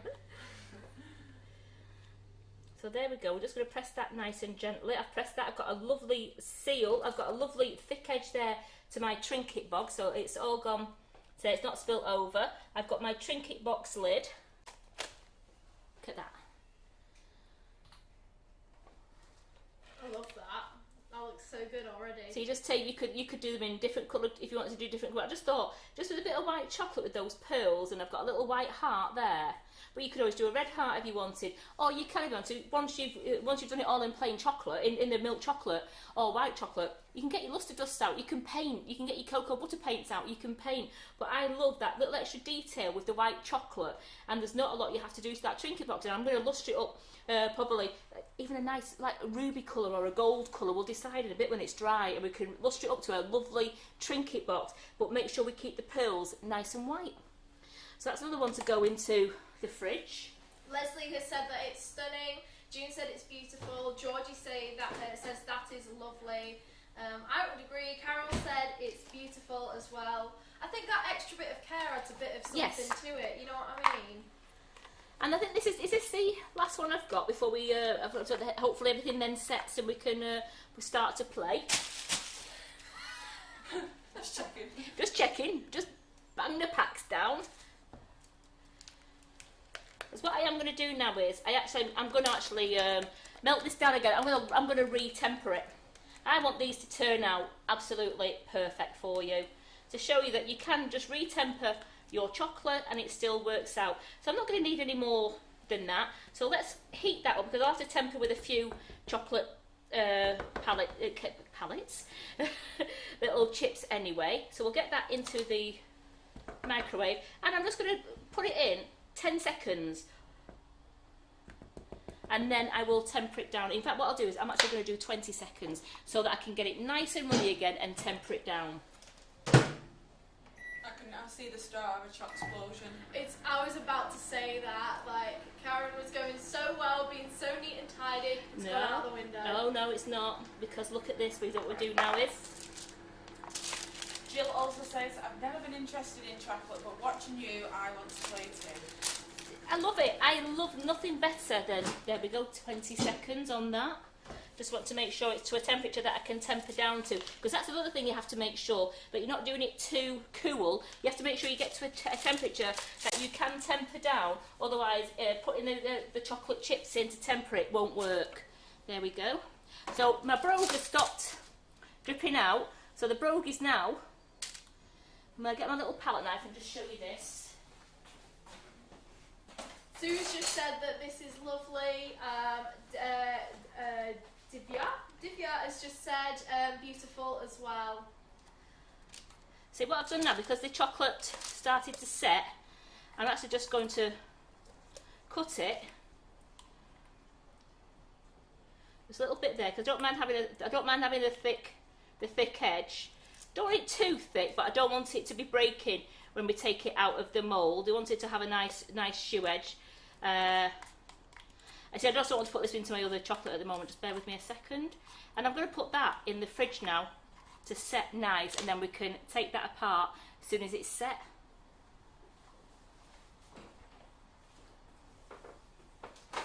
Chocolate is filling up with the fridge is filling up with chocolate nicely. Just put that onto the paper. Go put that onto the paper now. That will set, and I can keep that on the paper, on this lovely greaseproof, and I can use that later.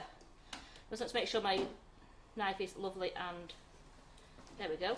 Put that over there, and that is, oops, as she throws it around, that is something I can use later on. So I have that. Just want to test this to see how warm it actually is. No, I'm going to give that another 10 seconds, because if I put chocolate chips into that now, they won't melt down as well.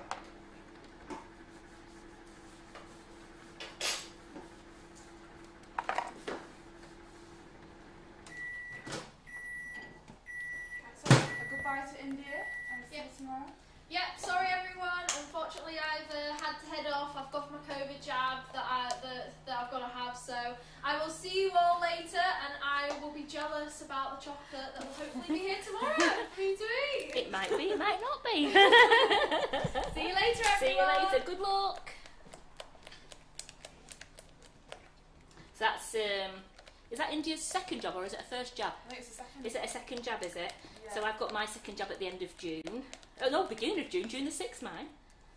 Have you had any jabs yet? Nope, not me. Oh, You're still a young baby, aren't you? We just got a message, I think, of Carol. I've arrived in Surrey. It's dry, thank goodness. Oh, thank goodness for that. Yeah, I'm still a baby. Well, that's nice that Carol's arrived and it's nice and dry. She's going to spend a few days with the grandchildren, especially little Sophia, the the 9th grandbaby, and she's got Bella down there, so that'll be lovely having a few days with the family again. And then she's bringing our lovely Georgie back up here. I can't wait to see you, Georgie. I'm looking forward to that on Monday and Tuesday. Yes, Carol's telling us about her 2-hour detour to collect the lovely Georgie.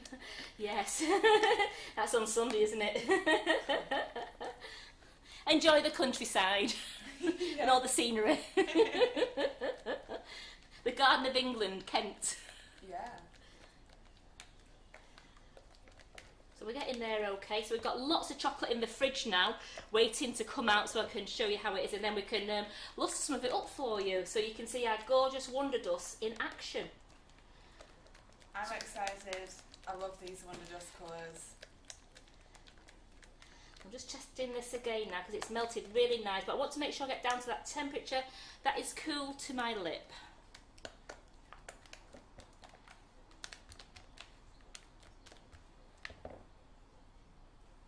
Nope, not quite. Not yet. So you know what? We'll put some of this one here that I told you I'd use again. Just put some of that in. Your melted chocolate is doing no harm. It's there on the side for you to use.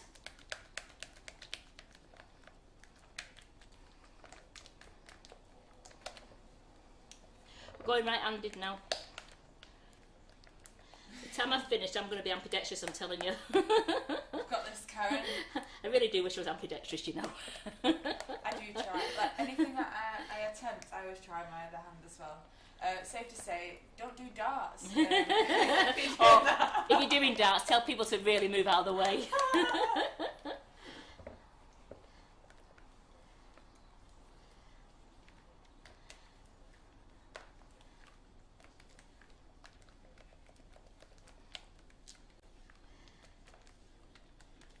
So the ladies are telling us about the weather. It's raining in Essex. Well, it's been throwing it down here. I came to work before in torrential rain. It was absolutely bouncing down. But it has seemed to appear to have dried up now. But we are having, we're going to have really sort of nasty weather all weekend. I think it's said it's just going to look like Saturday is raining completely all day. No, I was getting used to that little peep of sun.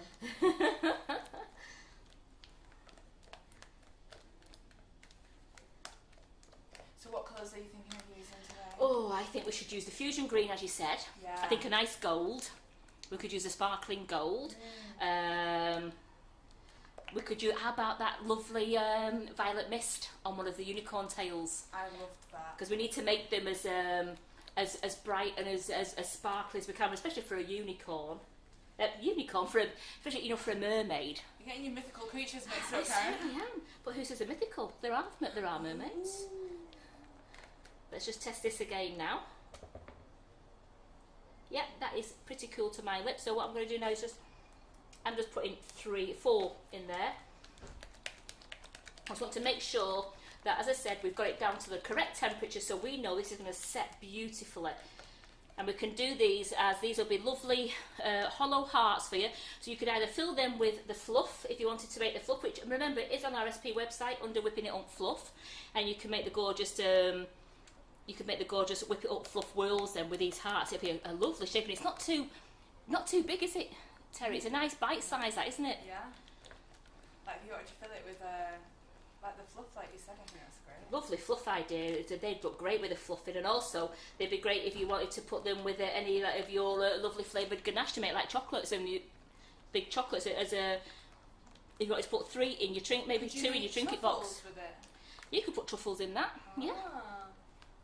No problem. So I'm just making sure I've got no chocolate on my lip. I've done that before, and Simon's let me go through the live, and he's been not pointed to my lip to tell me I had chocolate on it when I've tested it. And that shows, that I'm not eating it, I'm just testing it on my lip. Yeah, that's what you want us to think. I know somebody was making me laugh on Facebook, I think it was for one of the lives. They said they tested the chocolate, but they put it on like lip gloss. Just to make sure it was the correct temperature. I don't blame you. I think that'd be pretty funny if it just sat there. So let's just test this again now. Yep, that is Optimal. perfect. Woo! So you see, I'm tidying down. I'm not that scruffy today. So let's make sure I'm using the right one. So they go in lovely in there. They sit flat. I'm going to try and do it in this one for you to see. You can tell if you've not got them in the right side. In the right side, they don't sit flush. So I don't know if you can see that if I go to the overhead, if you go to the front camera. One sec, I'll get a bit closer.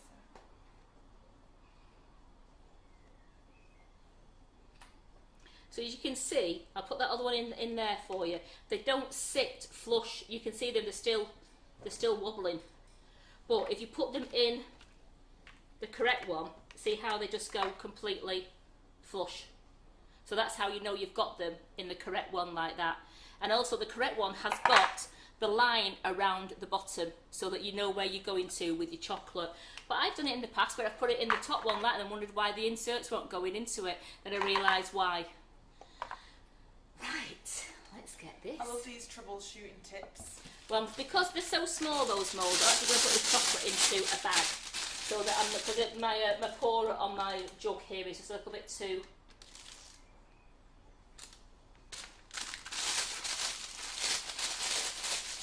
I'm not going to actually tie it up, just in case I've got to fill it again. I'm just going to give it a bit of a squeeze. You say you don't want to put too much chocolate in your bag because you need to be able to handle your bag. I don't mind the hole being a little bit bigger there because I just want to go in and make sure I'm going to get in the chocolate up to the line.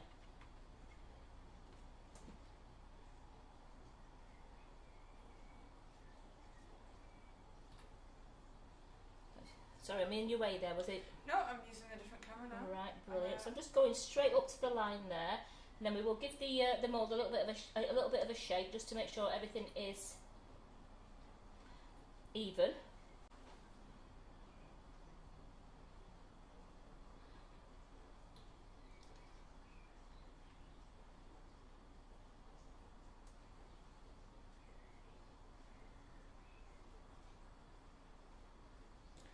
Josie says, can you tell Karen, please, I bought sugar flare cocoa butter colour, the one you put in the microwave. Yeah. Would you leave the lid on? Thank you. No, take the lid off. You must take the lid off and then put it in the microwave, do it on 30-second blast. It will take a while, it could take up to a couple of minutes. I mean, it's brand new, it could take 2.5 minutes, but do it on without the lid on. And also be very, very careful because it melts from the inside out. So you might think the top is still solid. Don't just poke it down with your palette knife because the underneath will spurt out and it will be warm or hot. I've done it before where I did that and actually got, people saw it on the live, I just got red up me because I thought the top was still solid. So go very carefully down the side with your little mini palette knife or a little brush and you can stir it all in then. So just be really careful that you don't just bash the top of it because the top will still be quite solid and the underneath will all be melted. So that's gone in there. We're squeezing down so I'm getting those, because I only went to the line, just the right amount of chocolate is coming up to the top there to give me a nice edge on it. So I'm going to turn it upside down and there we go. Look at that. So these are going to go into the fridge now and we'll see if anything else is ready to come out, wants to come out and play. Deb wants to know, are the BWB moulds in stock? Yes, they are. Oh. Carol's put them all into stock. Carol's just answered it actually. Oh, thanks Carol. Thanks, Carol. Oh, look at these. So look at these. These are the first ones. As you can tell from here, I'm going to see if I can get this out. That's now got the frosting on it, but I've just got to make sure that this comes out. If it doesn't come out, then I'm going to put it in the fridge just to cool, you know, to set a little bit longer. These have gone nice and frosted looking. So you can take those off.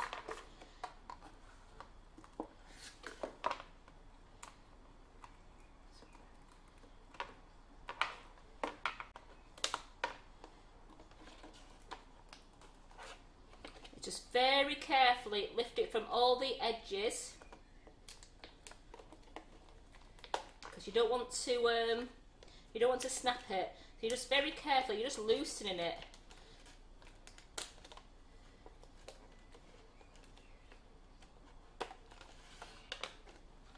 what I am going to do, Good idea. I've got a couple of pair of gloves ready. I don't want to put chocolate onto my... So I've got my nice clean white cotton gloves out. And then you very carefully, you peel this mould away from the chocolate. Now this is extra... remember, it's inside. Inside, you're peeling it very carefully away.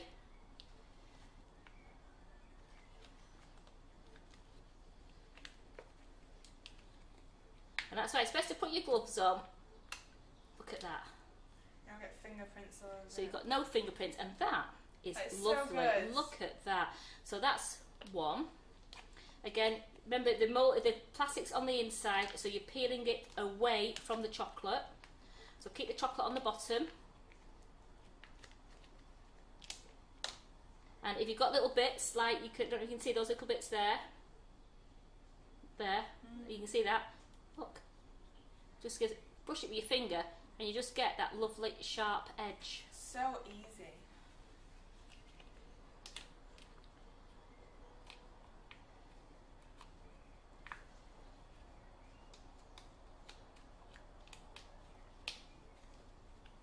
And also, if you put your gloves on, you're not putting your body heat onto the chocolate to start making you lose the pattern where your hot hands are making the chocolate melt a little bit.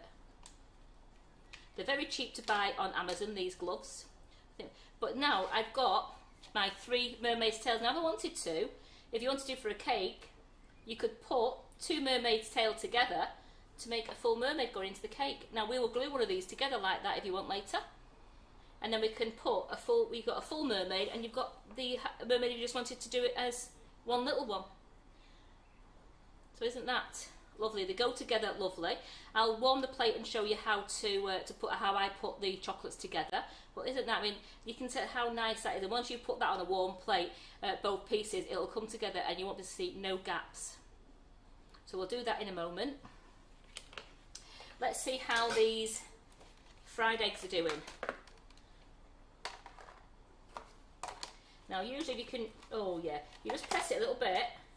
You can see where it goes cloudy. You can, and you're just pressing it very carefully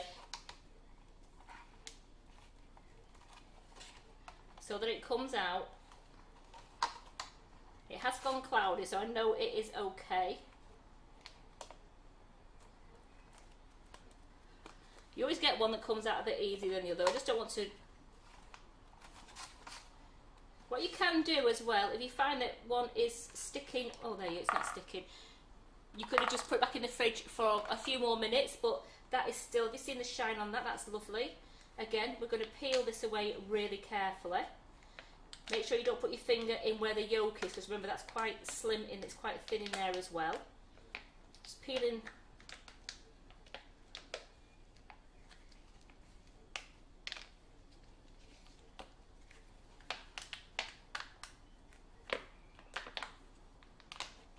I really do recommend buying gloves for your chocolate ladies. It's absolutely perfect to work with when you've got them on. So what do you think of some fried eggs? Is it a mould worth Carol's stocking, or are you thinking that it's just like a gimmicky one that you probably wouldn't bother using it? I quite like that, and I think that'd be great for doing, as I said, make a cake look like a piece of toast, do some airbrushing on it, and you could put egg on toast and have it as a cake. A great man's or a lad's definitely idea of a cake, rather than all fancy flowers and everything else. They like things like that, so you could do like fried eggs, and you could try and make, if you want like modelling chocolate, try and make a few sausages to go around it and make yourself a little breakfast. So that's those two. So I like those. Let me see if anything else is ready in here. Oh yes, I've got so I've got these hearts. Now I can tell they're okay because again it's going frosted colour there. So I know, so I'm just going to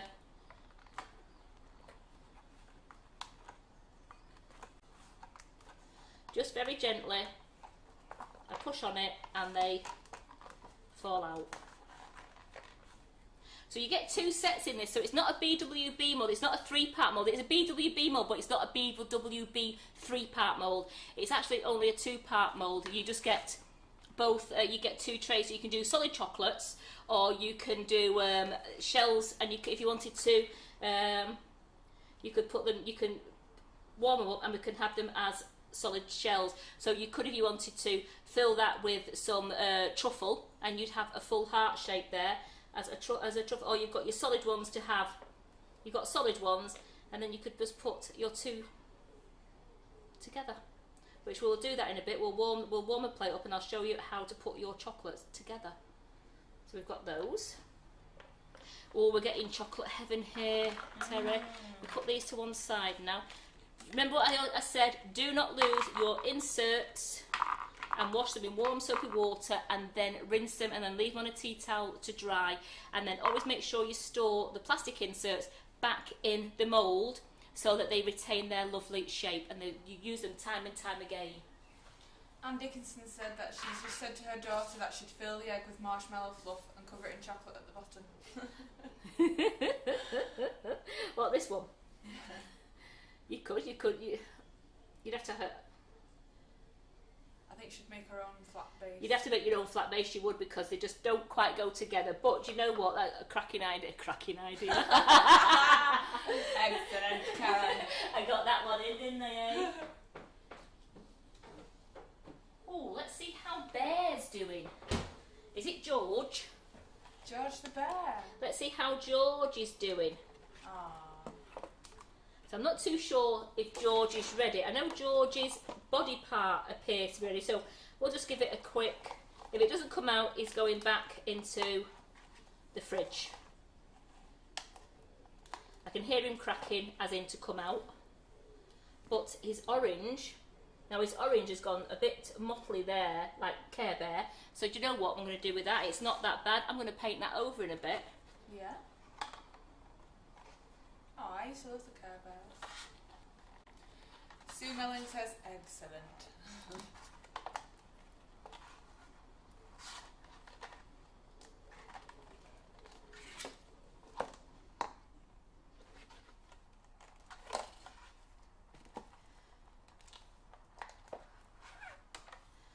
So I'm just going. What I'm going to do is I'm just going to put. He's okay, but I'm just going to actually just put him back in the fridge like that, just to harden his belly up, and then we're going to try and repair his belly. That'll be show you how we can do that. Another trick of the trade.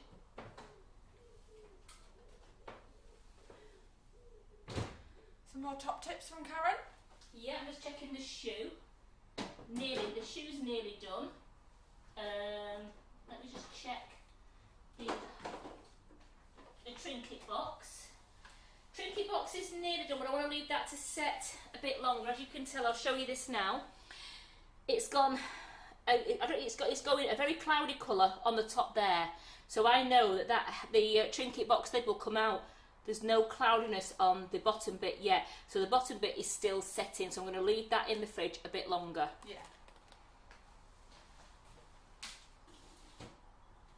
Can we get some dust sound now, Karen? Yes, go on then.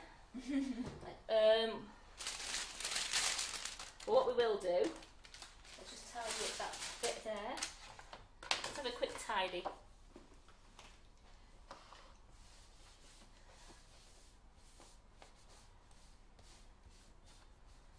Quick tidy up then, because I actually want to go and get now. I want to get an. I'm going to warm this plate up in the microwave, and I'm going to put the cloth on there so that I can put the plate on the microwave, because this is how I would stick my chocolates together. So I want to get a tray out as well for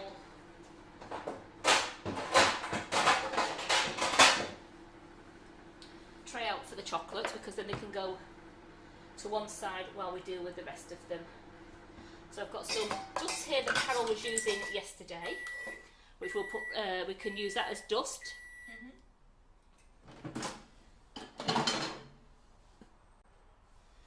Something in 30 seconds. Or you can, if you had a plate over, you could warm a plate up over a pan of hot water. But I don't like having water near chocolate, because I don't want it. If the chocolate if water goes onto chocolate, it leaves marks. So you don't want to have water near chocolate.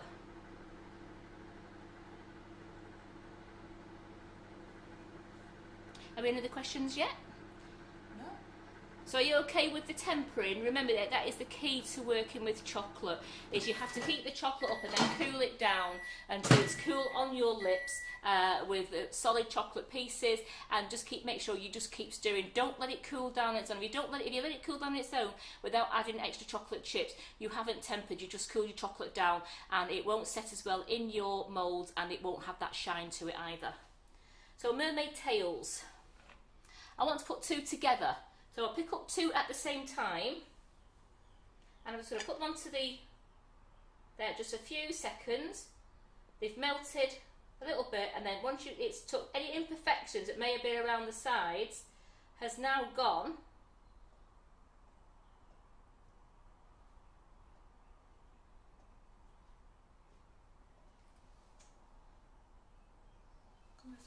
Sorry, so because of like that, so look at that. So you heat that up on the microwave plate? Yep. And so it just pops together. It certainly does. And then I'll do the hearts for you. So the ladies have just been discussing which are the moulds that they like. We've got mixed reviews on the eggs. You know, a lot of people will find it like quite novelty. Some wouldn't buy. We're loving the teddy bear mould, and the trinket box is. I can't wait for the trinket one to come out. I'm looking forward to that one coming out in a moment.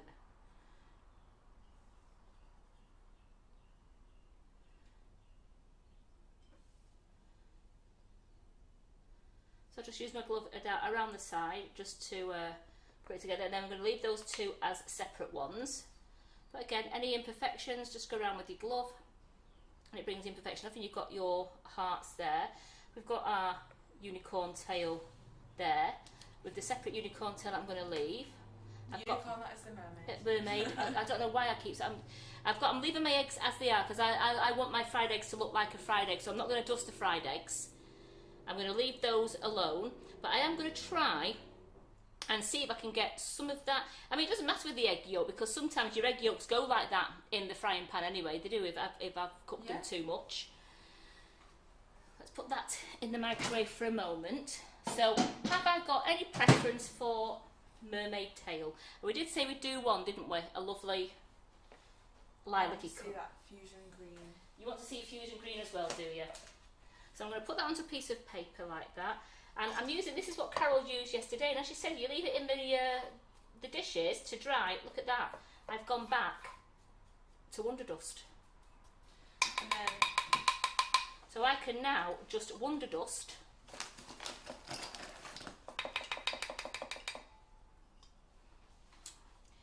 yes. Oh, look at that. oh wow. So this is the violet mist colour. And again, I'm just giving that a dust. I'm going to make sure I get round the edges, just in case you're using this on a cake flat. You want to make sure that it's all dusted. That's beautiful.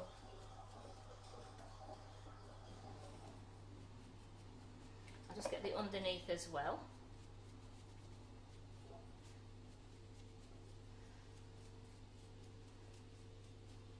So look at that one. That is gorgeous, isn't it? That's the violet mist, and you can just see it as you turn your head. This is onto white chocolate. As you turn your head here, you can just sort of, you can see it's like the violet and the white. Yeah. It's got a gorgeous shimmer to it. Like a pearlescent. Yeah. So get rid of that one, and then you said you wanted to see fusion green. Did you, my darling? And Georgie asked, is there a turquoise one? I think it's quite turquoise.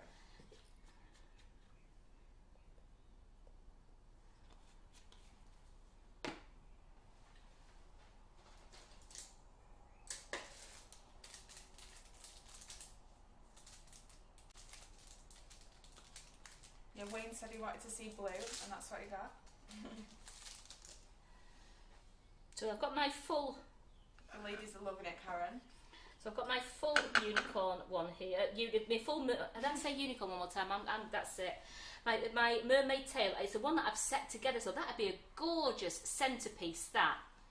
Oh, where am I going? I'm trying to. Find my camera. It was like golden shot then, wasn't it? A gorgeous centerpiece on a cake. That, look at that, you've got your mermaid tail. You could do a whole sea scene and have it as though the mermaid is just going into the ocean. Yeah. And for Doreen on YouTube, the gloves are cotton, which you can order on Amazon. You can. And I will paint, I am actually lustering the whole of this mermaid's tail, because you would see the whole effect on the cake. So you just do it very carefully. Remember, chocolate is delicate, so you can't go at it really hard. You just have to just keep going over. Ooh, Jill said you could do both colours running into each other like a gradient. Like an ombre. Yeah. And Georgie said, that's brilliant. I'll be putting in an order. You have to come play with them in the kitchen when you get here. I know. George, we're there now, won't you? On Monday. Where's that mermaid's tail? I want to play. So look at that. Carol saying they're looking very nice, Karen. Teresa, that's perfect. Wayne thinks it looks brilliant. And we've not finished yet, have we, ladies? We've got all the chocolate Michelle to says the colours sort are out. brilliant. This is the fusion green, and how nice is that? And it's just going over it until you're happy. Doesn't matter a bit of the white showing through there. It just makes it more pearlescent colour. But I've covered all of it there. I'm not bothering covering the bottom, because the bottom would be what was stuck on the cake. But look at that.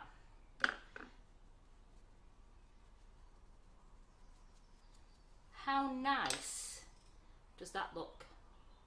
Wow. Love that colour. That is gorgeous, isn't it? So we'll put them on there. Leave that to one side a moment. Quick wipe down. Remember what I said about your pink boards and your grey boards, lady? You get dust on your boards.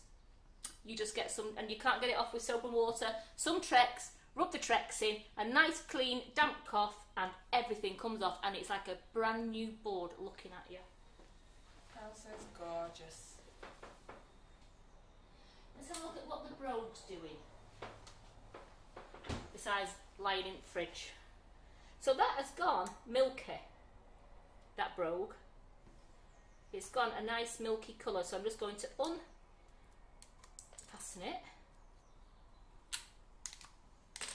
I can hear the chocolate cracking already, cracking away from the mould. I could hear it coming away from the mould. So there's little like finger bits in them that you can then use to carefully. It's set.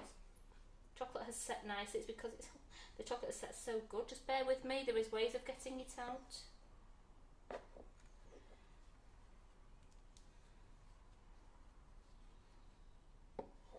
I've used this one. I've had this one before. So what I'm going to do now is I'm going to get a little palette knife. So just for TJ, the dust colour was fusion green for that last one. Yeah, it's gorgeous, that fruit fusion green. So I'm just going to go down. I've got some chocolate here where the it was joined together. So I'm just making sure I'm getting the chocolate away from the edges. Just with my... Coated it too well. Coated it really well. So just making sure... I don't want the shoe to break, so I'd rather just spend that little bit of time.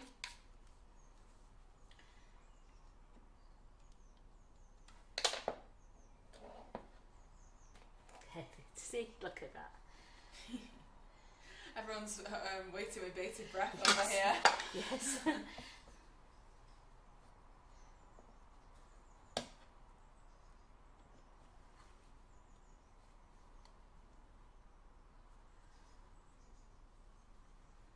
So I want to be careful, because I want to make sure that he has set. Right, I'm going to put him in the fridge like that just for now, just for another few minutes, just to make sure that this part here is set, because I don't want to try and drag it out and leave half the shoe together. Look at that so far though.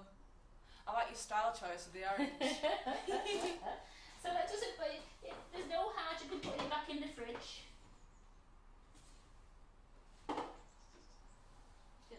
trinket boxes are doing well. Let's do something with Bear, with George.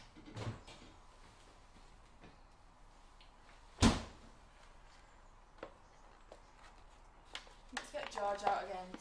Hi, George. Hi, George. So we'll get George out. Again, carefully peel him away.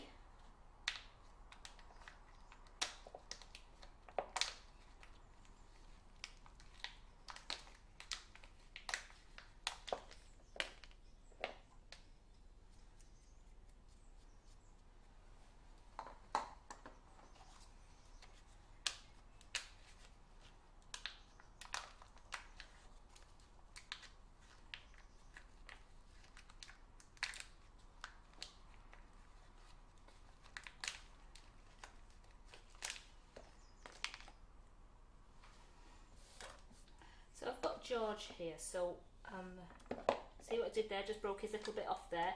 Any little spare bits, I just broke that off around the edge. Same as just around that bit there, that's fine. I was thinking, have I got any orange cocoa butter? Let me see what I've got in my magic pot.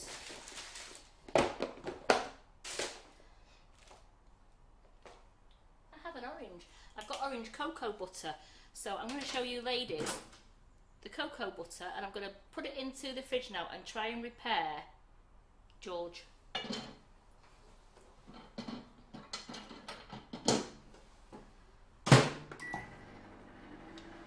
What colour are you going to do his eyes and the inside of his ears? Well, we can paint them orange as well? we can paint those. We can paint the inside of his ears orange, no problem.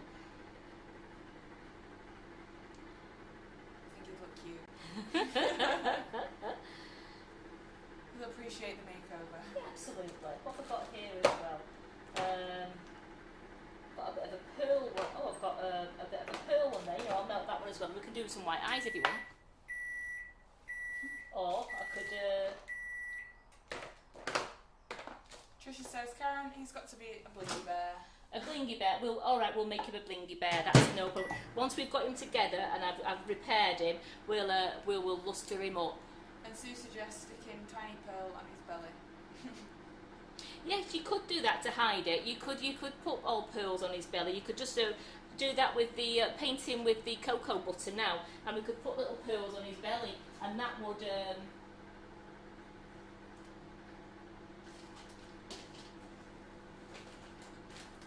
You look in my box of tricks.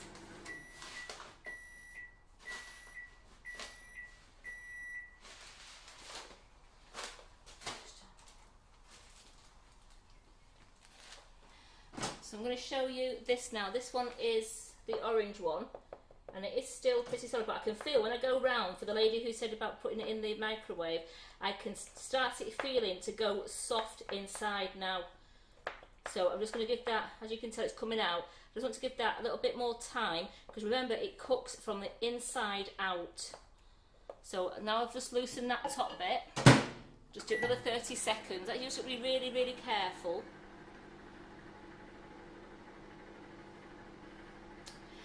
And then I was just thinking as well, Terry, cunning plan as well. It's quite orange, that. So just melt down a few more little pellets and see if I could paint them on. Just so that you know you can repair it if anything was going on. Yeah. Push the chocolate around. Yeah. So I think you could use it to just do some like little touch-ups. Because that's quite orange. And it's not as orange, so I just want to show you how it was melted. I'll just put that in there. So you see that is quite an orange colour, but look at that now. That's your sugar flare cocoa butter paint, and you can now colour white chocolate. It's quite it's like a burnt orange. It's a lovely colour, but you could now paint. You can paint your chocolate, or you can colour your white chocolate. You just keep giving it a good stir, and then you get your palette knife and you just put drops into your white chocolate just to colour your white chocolate. Trisha says you're really good with chocolate, Karen. Good support over here. And who said there was a him and not a her? It could be Georgia. Yes, it could. Possibly will be one of if I put some pearls on the belly. And what I was thinking, oh, my sugar flare here that I got.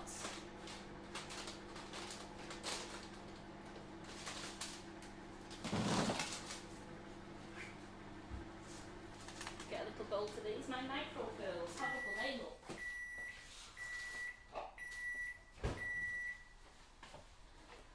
To see whether that has melted down. Let's have a look at that.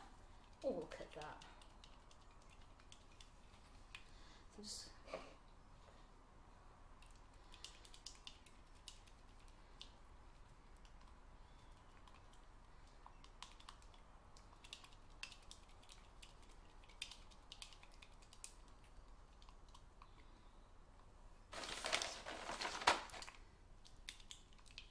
Josie says, thank you, Karen, for showing me how to use my cocoa butter.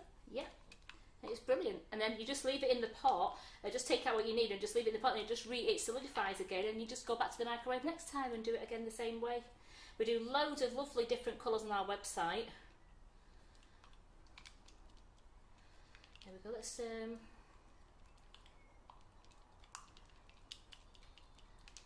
just a bit warm, that jazz. That's why I'm just cooling it down a bit, because the glass jar got a bit warm there. I don't want it to melt the rest of my chocolate, so I want to make sure the chocolate is nice and cool there. So I just put a set lump in from before. I had some that I'd saved before and put it into the bag, and I'm just melting that down, and then I'll get a brush and we'll just brush his muzzle and brush his belly. And what was the first Wonder Dust on the mermaid tail? It was Violet Mist. Violet Mist. So that's nice and cool now, because that lump is not going anywhere.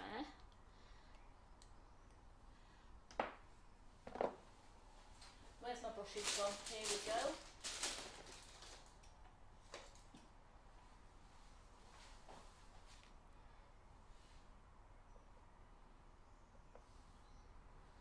Can you see that? Sorry. That's better. I know. I've got to. So I've just got the brush and I'm just brushing his belly. I just want to.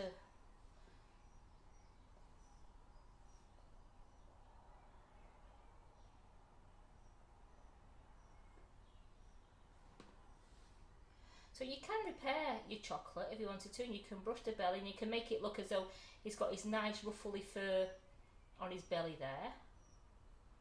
And you can leave him like that because it's all full of lovely chocolate now. Or you could, if you wanted to, put some pearls on if you want to. And make him a nice little pearly belly. Pearly belly, not poorly belly. And we'll just repair his muzzle.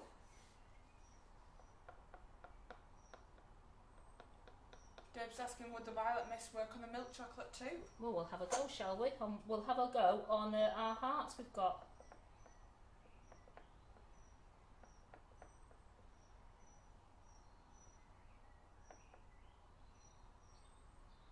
Trisha's going to buy chocolate moulds and dusts for her granddaughter.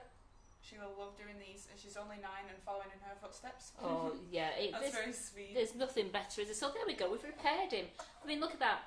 He's got a lovely muzzle now. I've painted, so he's just like he's got roughly fur heart, hasn't he, on his belly. So it doesn't matter that it's not completely smooth, because the rest of the bear is textured.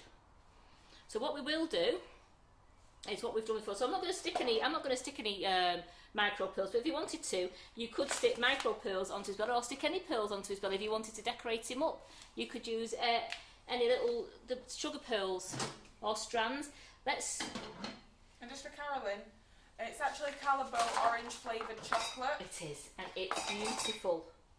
It's not white chocolate coloured or deco melts. No, it's absolutely stunning Calibo orange chocolate. So I'm just breaking off any little bits, and as you'll find out in a moment, when you put the bear on the warm plate, any imperfections melt down until he's flat on the plate. And you know, once he's flat on the plate, you've got all the seams. So that's his bottom end. His top end is completely flat on the plate. It's only a few seconds for each one, and you get a lovely flat seam. And then it's going in there. And then if you have something, you can actually fill the ears in. Like I've got a bit of chocolate there on his ear, which I can melt some chocolate in a moment and I can fill his ear in a moment. So I guess who forgot his belly was wet? Me. So I just want to do his belly again and then just let him set, and then once he's set I will luster him in whatever colour you ladies decide you want him lustered. You said you want him blingy, so what colour do you want him lustering? And then we'll mend his ear as well. I'll just paint his belly there. I put a thumbprint in his belly, believe it or not. So, and then I'm just gonna I'll fill his ear in. So I'm just gonna put him into the fridge now to set, and then we'll fill his ear and we'll luster him. But there he is, a gorgeous bear now that you can. That's so cute. Stand up. But in a minute you won't even tell that he's got a bit of ear missing, because we will do that so you can't tell. Looking good. So he's in the fridge mending. Anne says silver.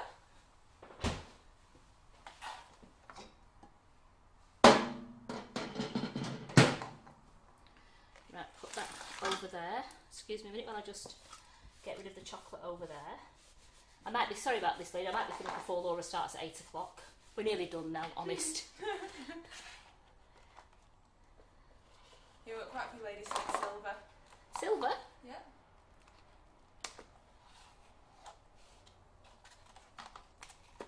Whoa. So you see, just leave it that few extra minutes in the fridge. Don't be impatient, it works well, and then you can carefully peel.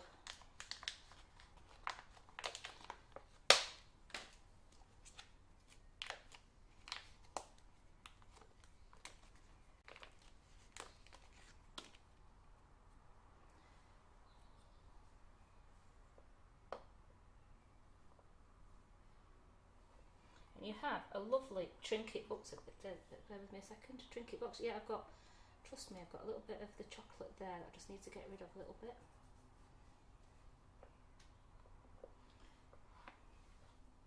Look at that. A lovely trinket box that you actually can fill with chocolates if you want to, or you could seal it shut if you wanted to, but that is lovely. And we can luster this up to a nice colour for you. Gold. Do we have gold? Anne says wowzer. Anne says I love that. I've got a gold there. I've got a gold. I'm using a gold.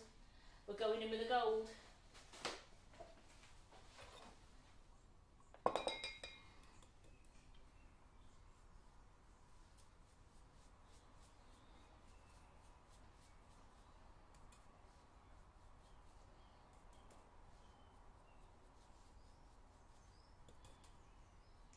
Love's trickling in. I've got Helen saying lovely. Georgie said love it on a cake filled with jewellery. It'd be great, wouldn't it? You could just have the lid balanced against the side and have all the jewellery coming out of it, couldn't you? It'd be lovely, that. Lena says that's so lovely. Maureen reckons this is going to cost her. Just coming to the end and they look amazing. Yeah, so I'm going to luster the inside as well, only because it's a jewellery box. Yeah. Make sure we get the edges. Again, if you're going to fill it, and if you was going to fill it with chocolate, you weren't going to see much, so you don't have to luster it to waste your luster. But I just think that looks nice there because we've lustered the inside as well. Lynn said it looks beautiful. Andrea says I really must stop watching because it's costing me a fortune. Tricia says it looks lovely on a makeup cake. And we're going to luster this very carefully now, so I'm not going to get the pearls that I've made out of the white chocolate. I want to make sure that I'm just getting the chocolate. Georgie said she'd sit a wobbly in it. Oh, yeah.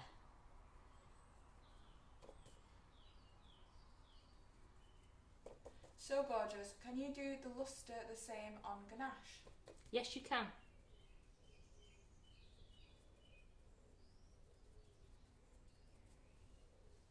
So see why it's best wearing gloves doing your chocolate, ladies, because I'm not getting any fingerprints. I'm not melting the chocolate with my hot hands.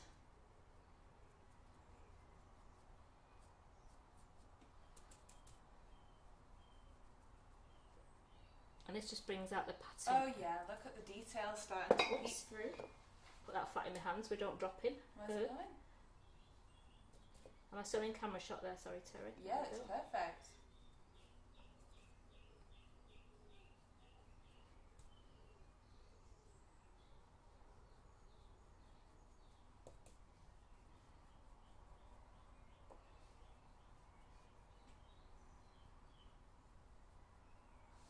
The details really coming out there. It is. I'm just making sure that I'm getting here. I was just making sure with my eyes then I was getting it.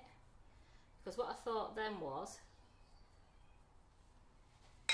we've got the lovely pearl around there. Then you could say with the, get a thinner brush now, we had that lovely violet mist look like mother of pearl, didn't it? Yeah.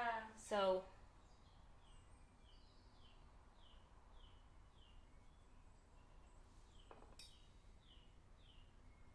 Dippy said it's stunning. Leslie reckons it's very pretty. so then we've got like, it looks like one of those lovely pearls that you get. You've got a pearl heart there. And just I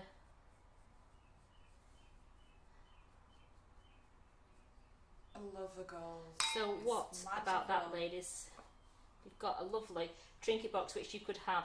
You could have like that on your cake with all jewels, or your wobbly coming out of it. You can put it like that if you wanted to, or you can have it on the top. But I actually like it if it's like that and you had your jewels coming out of it, like you said, or you've got a wobbly sat there, or you've got some chocolate spilling out of it, because you could get some nice chocolates in there and just have the lid just positioned nicely so you can still got all your chocolates. So how's that look? You want to turn it around the other way? And it'd be good for a money cake too. Look at that. Oops. There we go. Thanks, Karen. How good does that look? Maureen says you're enjoying yourself too much. So do you like this one? Is this one a passable one? I love this one. This is one I want myself, this trinket box. I think that is gorgeous. Especially doing that extra little bit of detail and doing the white chocolate around the edge.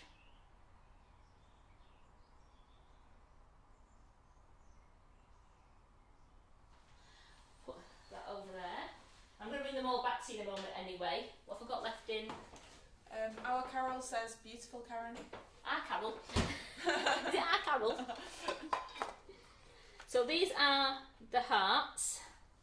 So I've only got the hearts and the shoes to show you now. We can muster these in the different colours that you wanted. I'm just giving them a press so they're coming out. Oh, there we go. And you can turn them upside down and just gently. Because I've got my gloves on, I can't. And just for the ladies, it's $8.99 for the heart trinket box. That is really good value, that. Stunning. It would be perfect for a proposal with a ring sealed inside. Oh, That's imagine quite that. Nice. Oh, that's a nice idea, isn't it? How romantic. Who's thinking of that? That's Jackie. Anne said it's her favourite so far. Lynn says gorgeous. Annette says gorgeous. There we go. So then we just need to carefully take the inside. So these are a deep one. Remember, these would be great. As I said, you could fill them with your chocolate fluff, or you could fill them with your favourite chocolate ganache and have them as a truffle. And Georgie, mother of pearl is a type of gemstone. Am I right? It has all like it's mother of pearl. It's It's like an opal. It's like an opaly with it's like that greens and purples and going through. I love it.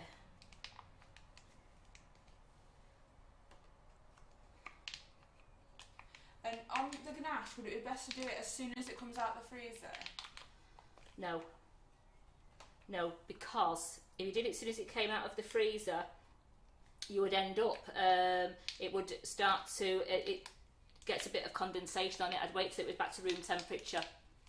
And also June mentioned about the engagement ring thing as well. That'd be a lovely idea for an engagement ring. Yeah.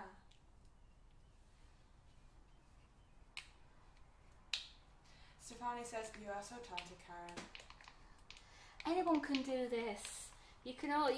It's just a case of if you love playing and playing with chocolate. See, that one's gone a bit wrong there. So what I would do with that one is, it will just get melted down again. Oh, For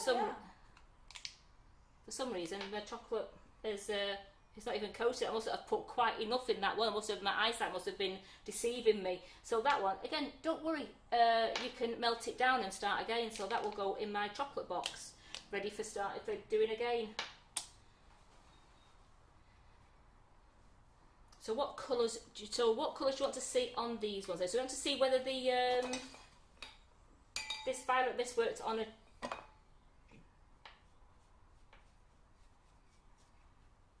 Oh yeah, I think some ladies are getting confused.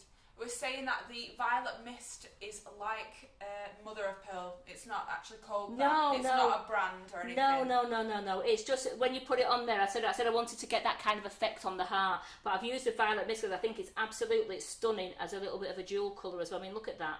That's your violet mist there, and it looks silver, but when you put it to the lights, you can just see the violet coming through. It's really, really nice, that one. Yeah. That is lovely, and that works beautiful on milk chocolate. I'll show you a bit of fusion. There it is. I knew I put fusion green somewhere. I'll do fusion green on another one just to show you the fusion green again. Everyone's loving the violet mist. I think it looks amazing. Jill, what do you mean by would ice cream work?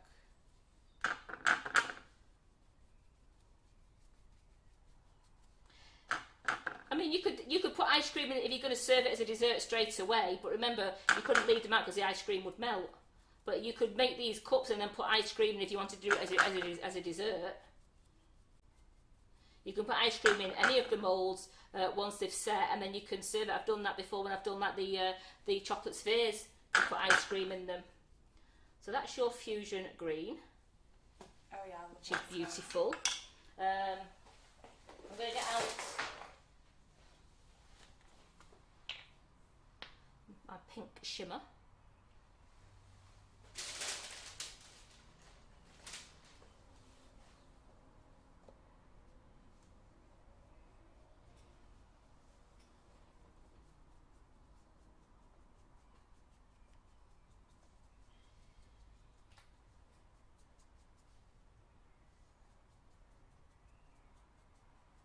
Look at that. That is gorgeous. And then what else shall we get out now? Shall we get out the blue? Yeah, and they want to see the silver. The silver, right. I've got the blue out there. I've got the shimmer blue out. We'll do shimmer blue. Yeah, we like the blue.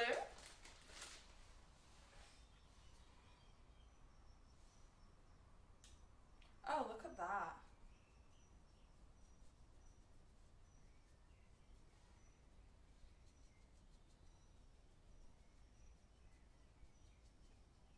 Trisha loves the hearts. Hope it's giving you lots of inspiration for your next creations. Oh no, that one's broke too. I'll just eat it. No, you're alright. Because it will be absolutely fine for photographs. I've got to get another one done yet, so we've got the 6 photos. But look at that. That shimmer blue is beautiful, isn't it? Mm. And then you said the silver one, did you, ladies and gentlemen? Yes. Just clean my brush off a minute. There we go, and I've got my silver one here. And this is the blue one that is in stock. It is just frozen blue that isn't.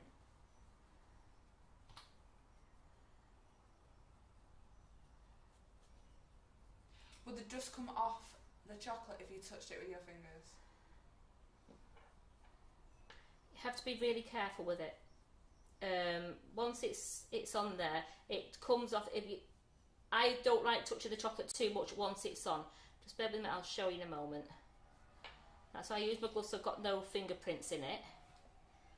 But it comes off a little bit, but it still doesn't come. It doesn't make the chocolate go dark again. I've just brushed it off there with my finger, but it's not made the chocolate go dark. It's just took a bit of the shine off, but it still looks amazing. So that's those ones there. And then the last thing I have to show you, if I can get the shoe out,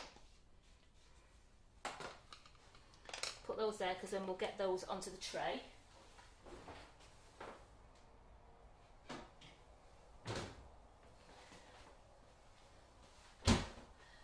just melt some chocolate really quickly just to mend bare. I'm not going to temper that one, I just want to be able to fill it in just so I can fill it in. And we'll try and get this shoe out of here now. I think I used too much chocolate before along the edge. But as I said before, it is... When she finds where she's put it. Here it is.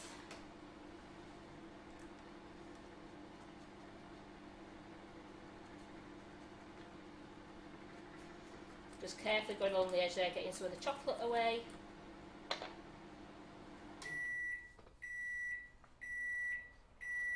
It does work well this morning. You get a lovely thick shoe with it. And also, what about touching them with your fingers without gloves on?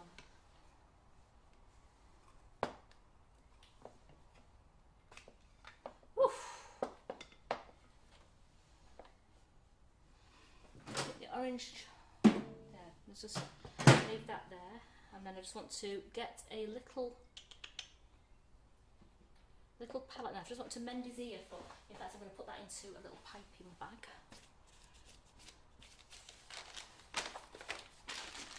Just to carefully mend his ear.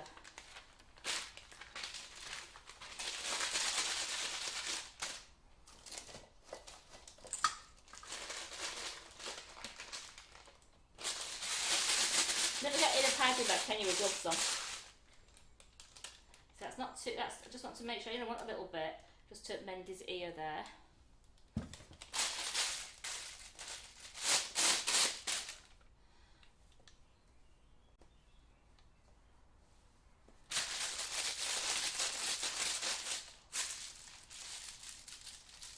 So the loving the man shoe, it looks amazing. And Alison said Ollie would be so proud of you, and fab colour choice too, very stylish. So I'm just going to go along his ear there. Wipe it off his head where he decided to. Just I was wiping it off his head where I've thrown it. Just going to wipe that down with my glove.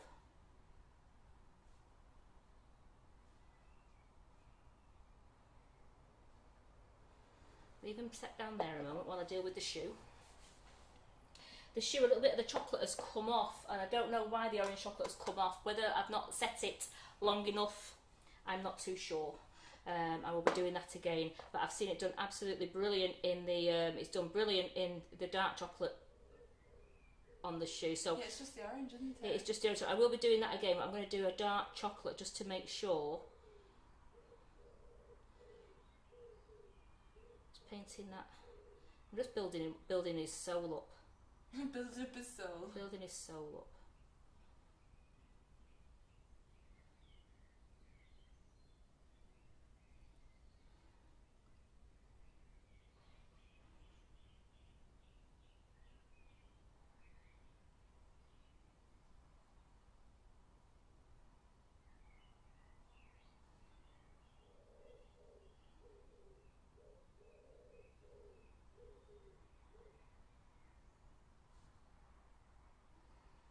So I think we need to do the shoe again, and I'm going to show you in with a dark chocolate sole as well. Now, I might have done the incorrect thing. I might not have tempered the chocolate long enough, but it was cool to my lip, but it might not have been quite cool enough. So I'm going to do the shoe again, but not now. I think I've held you ladies up.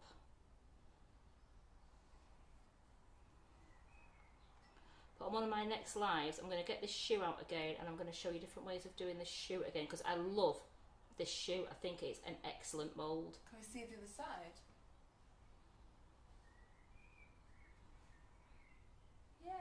You see, we've got a lovely side there. Has come out really well. It's just that other bit. So I've got a really nice side there. I've got the white laces in there.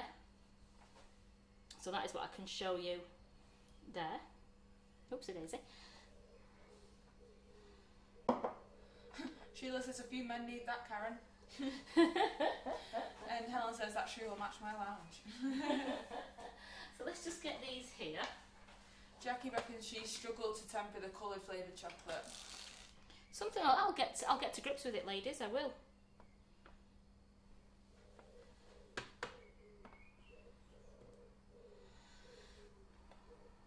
And my little bear's ear is mended. him. So did you want to say, did you want me to luster him up? Did they want me to luster the bear up, or leave him as a dark chocolate bear? What do you reckon, ladies? Does George need colour? Helen did say that she would like to see bronze on something. Okay, how about a bronze bear?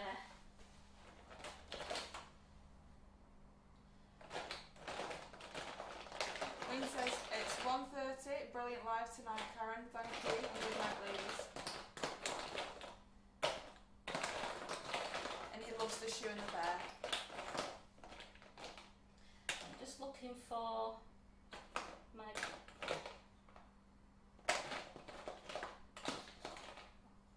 There it is.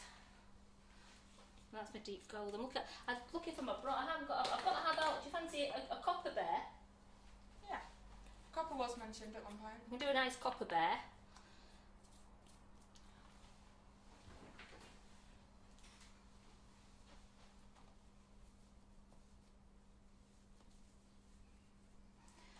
Get my clean gloves on again.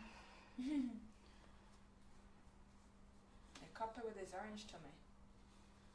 A lot of ladies are saying, love him as he is. Well, we can leave him as if it is. I can do. I'll tell you what. I'll just copper the back of him. Just trying to think for photographs you see as well, because I do like him. Should we leave him as he is for photographs, or? Let's just copper his ears up.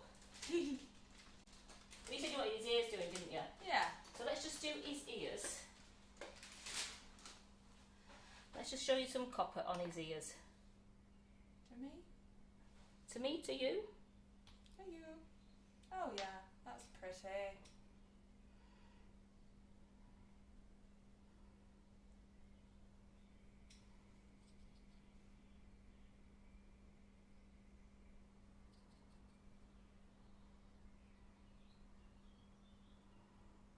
So there we go, just coppered his ears up.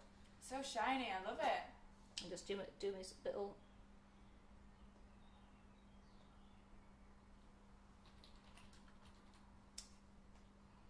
There we go. He's got lovely copper eyes and copper ears. So there we go. That is the new BWB moulds that are now on sale. They're on the website. Majority are, is it the majority £8.99 did you say? It's £8.99 for the bear mould. So look at those there. And I said I can stand him up for you so you can see him. And then we've got the gorgeous trinket box like that. Or let's just turn it to you like that. So you've got the gorgeous trinket box. We've got the man's brogue shoe, which is lovely with the orange sole there. I've got my 2 fried eggs. I've got the mermaid's tail, which I've put one together to make a full one, and then I've left one as a lovely flat one for the decoration on top of a cake. We've got the heart moulds, which you can fill with fluff if you wanted to, or you could fill with truffles, or just leave them hollow on as a cake decoration. And then we've got the geometric hearts, which I did some as a solid, and I also did some that you could actually just put together so you could have a full geometric heart. And I'll show you that one. So you've got a full geometric heart there, because we put that one together as well, so they'd look nice. You could even, if you want to, you could get plenty of hearts, and you could fill your trinket box. So they are the moulds today. Thank you ever so much for joining me. I'm sorry that we've gone on. I can't believe it's 4:30. So I'm sorry that we've gone on, but I just wanted to show you all these moulds and show you them lustered so that you knew that the lusters work on them and that the moulds work, and I do hope you've enjoyed them. And get on the website and start buying them. And remember, Carol's got new products next Wednesday as well to show you. So we've got lots of new exciting things coming in as well. So Terry, thank you so much. Thanks. And thank you all for joining us. And please join us tonight at 8 o'clock. It's Laura. It's our lovely Laura back in the kitchen. And she's back in at 8 o'clock. And then Monday and Tuesday, we've got the gorgeous Georgie Godbold back in the kitchen. Carol's snaffling her from down in Kent and bringing her up here on Sunday. So she's back with us Monday and Tuesday for her unicorn class and her mermaid class. So please, if you haven't booked on those, take a look at them on the website. They're an absolute bargain, and you're going to have an amazing day, because I know you've all loved Georgie's classes in the past. So it's going to be absolutely absolutely an amazing 2 days. You can do the one day or the second day, but there is a special offer on the website if you buy both classes together. I think it's a £10 discount. So the £30 a class, but you can pick the 2 classes up for £50. And remember, these videos are yours to keep forever, so you can always refer back to it and make the mermaid cake and the unicorn cake time and time again, as with all our classes. So thank you so much for joining us, and I'll see you later on at 8 o'clock.